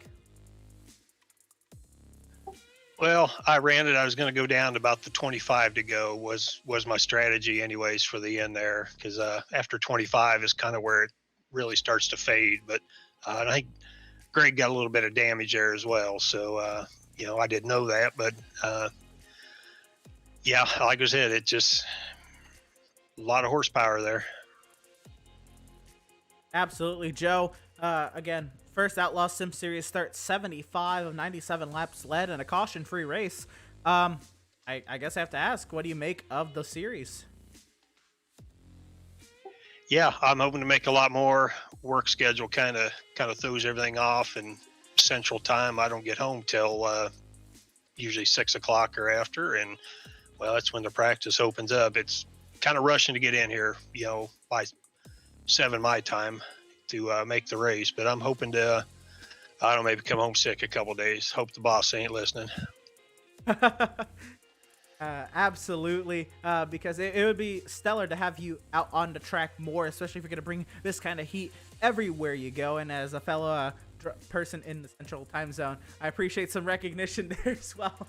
But Joe, once again, congratulations on the dominating performance tonight here at the Auto Club Speedway. What do you make of your chances at a short track next week at Phoenix? We'll probably struggle a little bit at Phoenix, but I don't know. Get enough practice in, and we'll see. But 1.5 miles and up usually my strong point. But we'll mess around with Phoenix.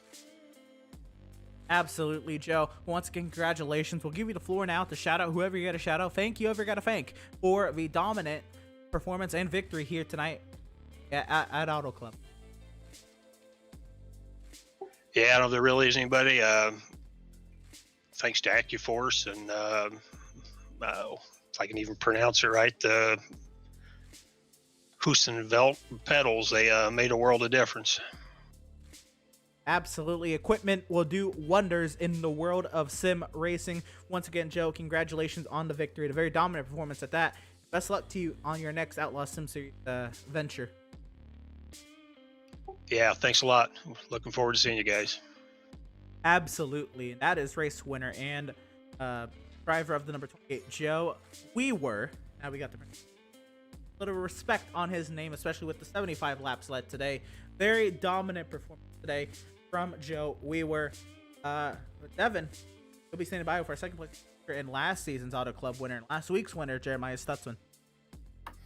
Yes, we'd like to welcome our second place finisher, Jeremiah Stutzman, to the booth. He is our second place finisher here at Auto Club. Jeremiah, are you there? Yeah. Hey, how's it going, bud? It's good to talk to you for 2 weeks in a row. I know you probably would have liked to got another win here like you did last season, but can you talk us through about what your strategy was for this night? You kind of came out of nowhere at the end there. That's about usually how it goes. I didn't start off real good. Qualified in the middle of the pack, so that made me worried quite a bit, but slowly worked the way up there, and there really wasn't much strategy to it. I mean, I only had one option, was to try to stay on the fresher tires, and that was all. Yeah, I understand that with tires being at a premium at this racetrack that likes to eat them the way it does. Do you think you had anything for Joe Weaver at the end there, or was it just try to get second place from Greg Holt and ride for the end, or what were you thinking there at the end? I didn't think I would even see him, and then after pit stops, I came out right in front of him, right beside him. And we raced for a couple of laps, but I couldn't do nothing with that. I understand. Yeah, he was kind of on rails tonight, but again, it's so nice to see you 2 weeks in a row here up front. 2 back-to-back great performances, regardless of how the qualifying went for you. But yeah, we want to give you the floor now. Thank whoever you got to thank, and congratulations again on the second place finish. Thank you, and just thank every one of y'all up there doing your job. Adam for putting on the league and making it fun every week.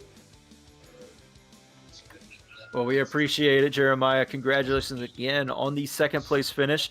We look to see this form continue for that 71 truck as we go to Phoenix. Do you have any insight about Phoenix before we get there next week? No. I don't know the track very well. I don't expect much. I didn't expect much here. But we work on it all week, run the laps, and see what we come up with at the end of it. That sounds good. Again, congratulations. And look to see you work on that truck and get it back to the front here at Phoenix next week. Sorry. Thanks again. And that was driver of the number 71, Jeremiah Stutzman. We're going to bring in our somehow, someway third place finisher, Greg Holt. Greg, oh man, another week. You're there at the end, and now this week you weren't the dominant truck, but leading there at the end, I mean, he had 8 lap pressure tires. Was there anything different he could have done to maybe secure victory tonight, or was just we were that far? No. I ended up after the first pit stop. I had gotten like 20 seconds of damage on the right front fender, and that was then I had come, driven through the field and got to be with just under a second with him. Was kind of riding there, waiting for the pit stops to get done. Then we came up, we got that 20 seconds, and there was nothing I was going to do with him. Only chance I had was by trying to short pit and gap everybody, and even that wasn't enough, you know what I mean? Otherwise, I probably would have finished 10 seconds back instead of 4 if I hadn't a short pit. Fair enough.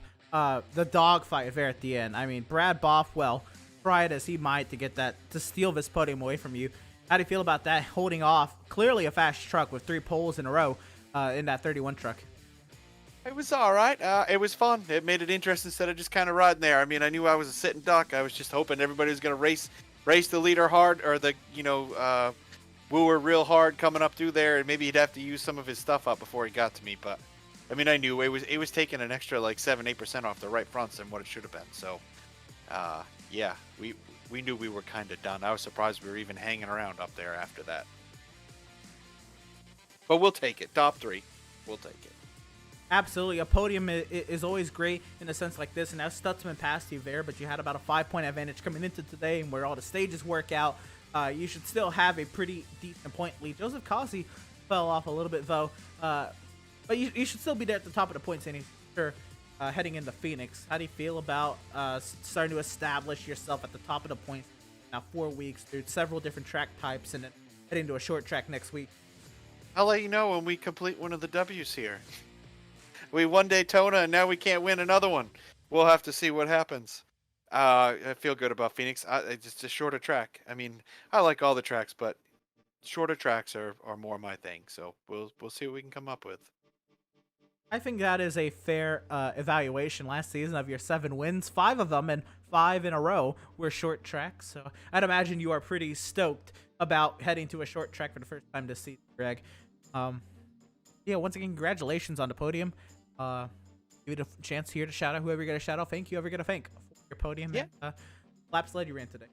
I'd like to thank Adam for putting on Outlaw Sim Racing. I'd like to thank you and your compadre for doing the broadcast. You guys do a wonderful job. I'd like to go back and watch it.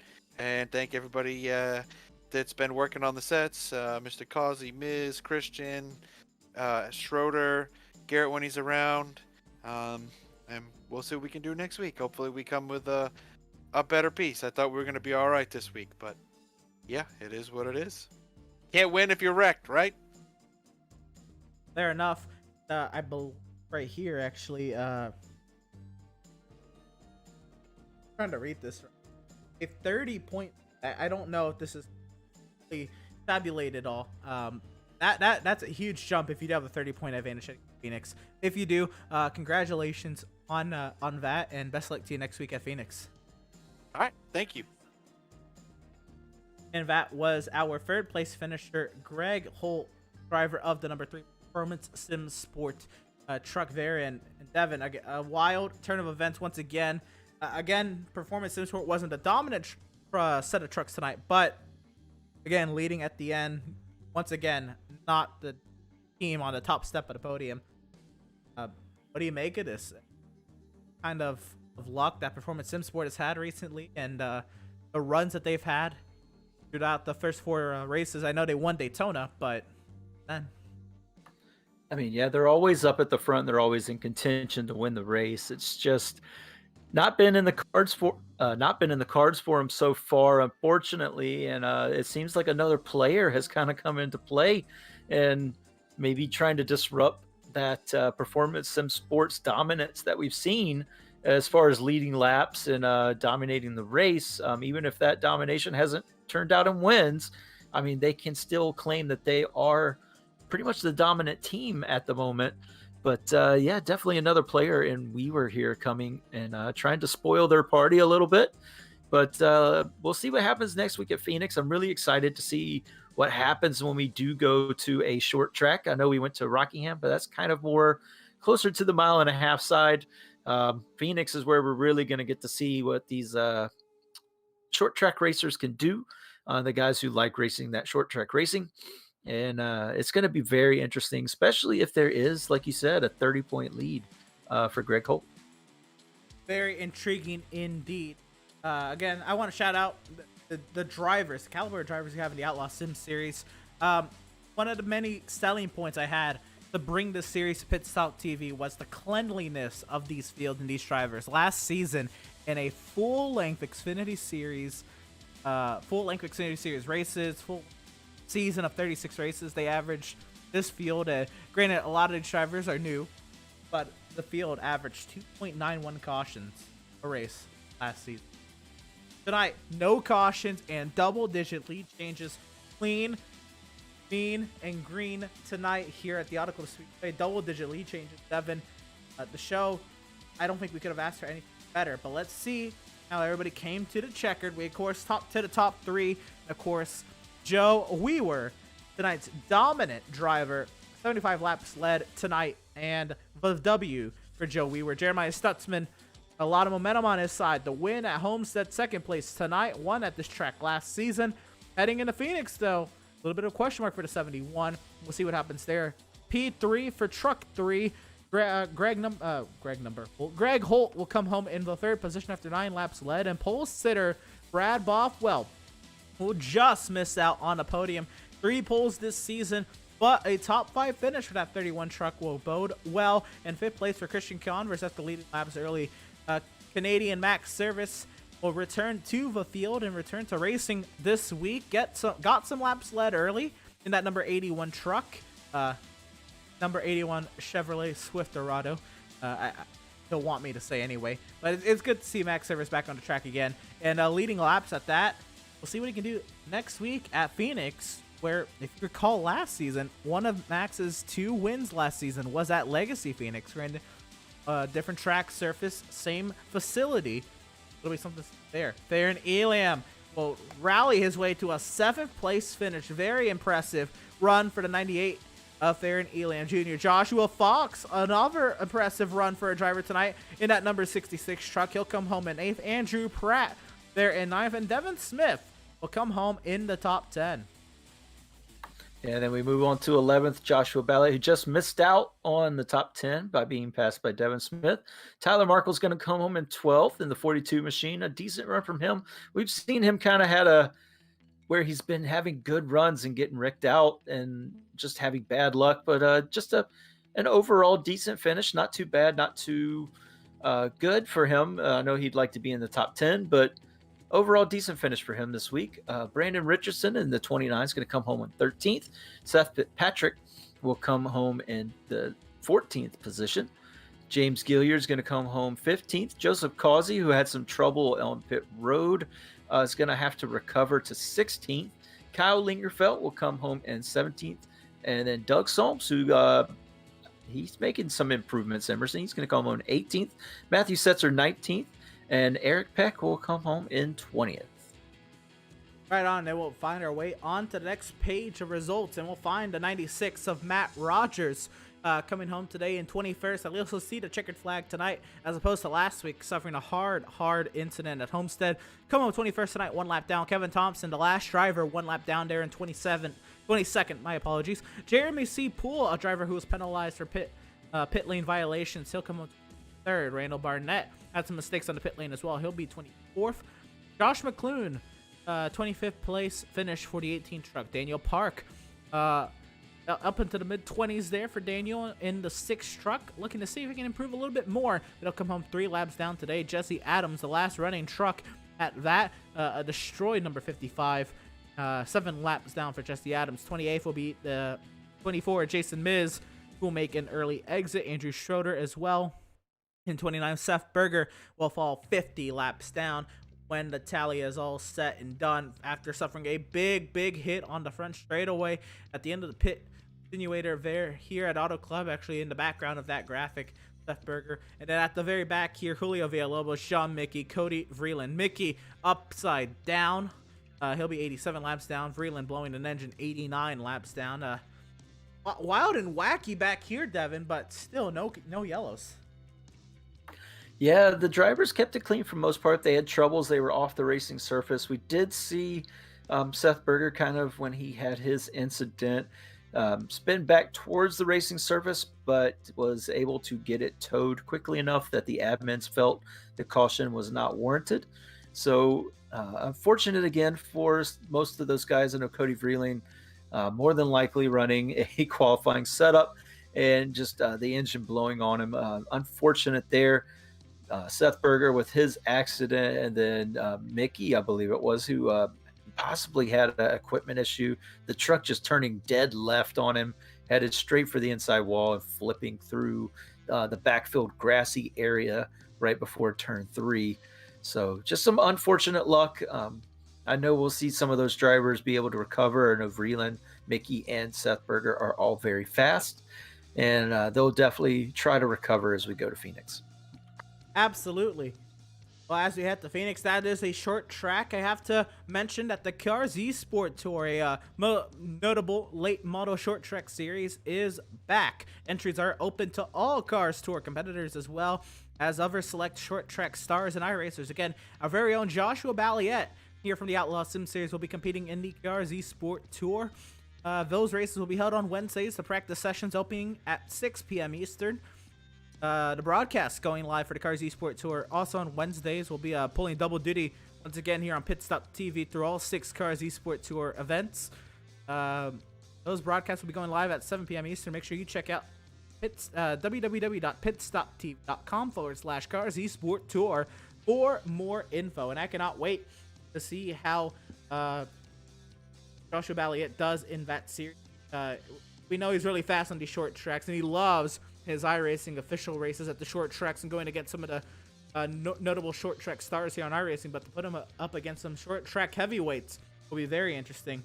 And we'll just get right to the upcoming broadcast. Of course, the Cars Esports Tour season opener at North Wilkesboro. Late models at North Wilkesboro, 7 p.m. Eastern next Wednesday evening. But tomorrow night, we have the North American Racing League in their second race of the season at Michelin Raceway Road, Atlanta. A phenomenal facility, one of the amazing American road racing facilities. Everybody from around the world loves running at Road Atlanta, and we're going to be taking GT3 cars there tomorrow night, 9:15 p.m. Eastern, for the second race of the season. Myself and João Paulo Costa will be on the call tomorrow night at Michelin Raceway Road Atlanta out in Braselton, Georgia. And next Wednesday night, the Outlaws Sim Series will have their 5th race of the season at the Phoenix Raceway, 7:30 p.m. Eastern. You won't want to miss it. Double duty Super Wednesday for Pit Stop TV coming up then. And speaking about Super Wednesday, tonight was a Super Wednesday with a 7-man 2-show day tonight here at Pit Stop TV. And also Andrew Cardinale, I should also say, is currently at Lanier working on his own short track stuff, pretty much directing an NBC Sports Gold Track Pass Gold broadcast out there. Andrew Cardinale doing his own work, but us 7 holding down the fort here for Pit Stop TV with Trey Shuttlesworth at the helm for the IORL Kentucky broadcasts. We had Eric Brennan and João Paulo Costa on the call over there, and Vincent Cortez over there on their social media coverage. And here on the Outlaw Sim Series, we had Devin Zimmerman alongside myself and Jacob Zala running our social media coverage. And our socials, facebook.com/pitstoptv, Instagram at pitstop. I'm sorry. Our Instagram is at pit_stop_TV. Our Twitter is at pitstoptv_. We have a Twitch channel, twitch.tv/pit_stop_TV, and our YouTube, youtube.com/pit_stop/c/pit_stop TV. Those are our social platforms. You should catch all of our social media updates. Like earlier today, we had last week's Pratt Tile and Stone Pole Award lap on the channel about 90 minutes before we went. On the Facebook, Twitter, and the Instagram pages 90 minutes before we went live tonight. And there's going to be other Outlaws goodies throughout the week, along with other series here at Pit Stop TV. Overtaking a week, past a week out there on the social media platforms. Paint Scheme of the Week. Again, you're a driver in one of these series. Paint Scheme of the Week. You're eligible for Paint Scheme of the Week every week. Bring some good ones to the track. We'll be sure to keep an eye out for some of the amazing paint schemes here at Pit Stop TV across all of our here at Pit Stop. But I gotta, of course, shout out the partners who make these things happen, make things happen for us. And of course, Tucson Sound Art, your picture, your music. Use promo code PitStopTV at checkout. 10% off of your wall-mounted sound art device today. Pit Stop TV broadcasts are also brought to you by Race Pace Setups. There's the Discord link there at the bottom of your screen. But pick up pace with Race Pace, a community-driven setup shop and driver development program. Pit Stop TV broadcasts are also presented by Permanent Makeup and Cryo in Maine. You can visit them at permanentmakeup.inmaine.com. Whiplash Media, the official graphic and camera provider of Pit Stop TV. And of course, check out our website at www.pitstoptv.com/whiplash. And of course, BAM Racing Videos. By a race fan for the racing community. Evan, now final thoughts leaving the Auto Club Speedway and heading in. Yeah, final thoughts, Emerson. We're going to watch out for Weaver when he comes in, if he keeps racing, to be up front and put some pressure on the Burnt Racing team and also on the Performance Sim Sports team. I'm not sure if they were ready for it, but he is announced his coming, if you will, for this Outlaw Sim series. And I'm looking forward to those battles between himself and Greg Holt, and also the rest of Performance Sim Sports and Burnt Rubber Racing with Seth Berger. Coming forward, I'm sure that, like I said before, Seth Berger is not happy with the result tonight. I look for him to rebound nicely when they go to Phoenix. Absolutely. And, well, that'll do it from SoCal.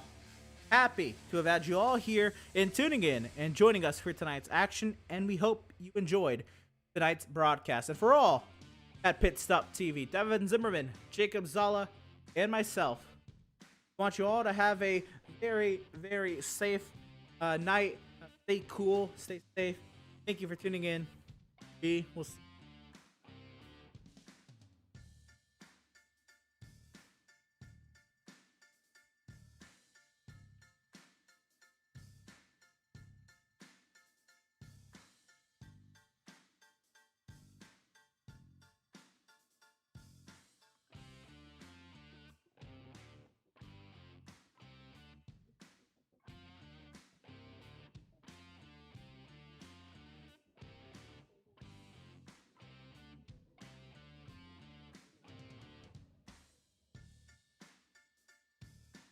Have you found yourself trying to hide your joy because you're unhappy with your teeth? Your smile is the first feature noticed in an interview, on a date, or in family photos. We want you to be able to shine bright as your best self, and our teeth whitening system is the perfect step toward restoring your confidence.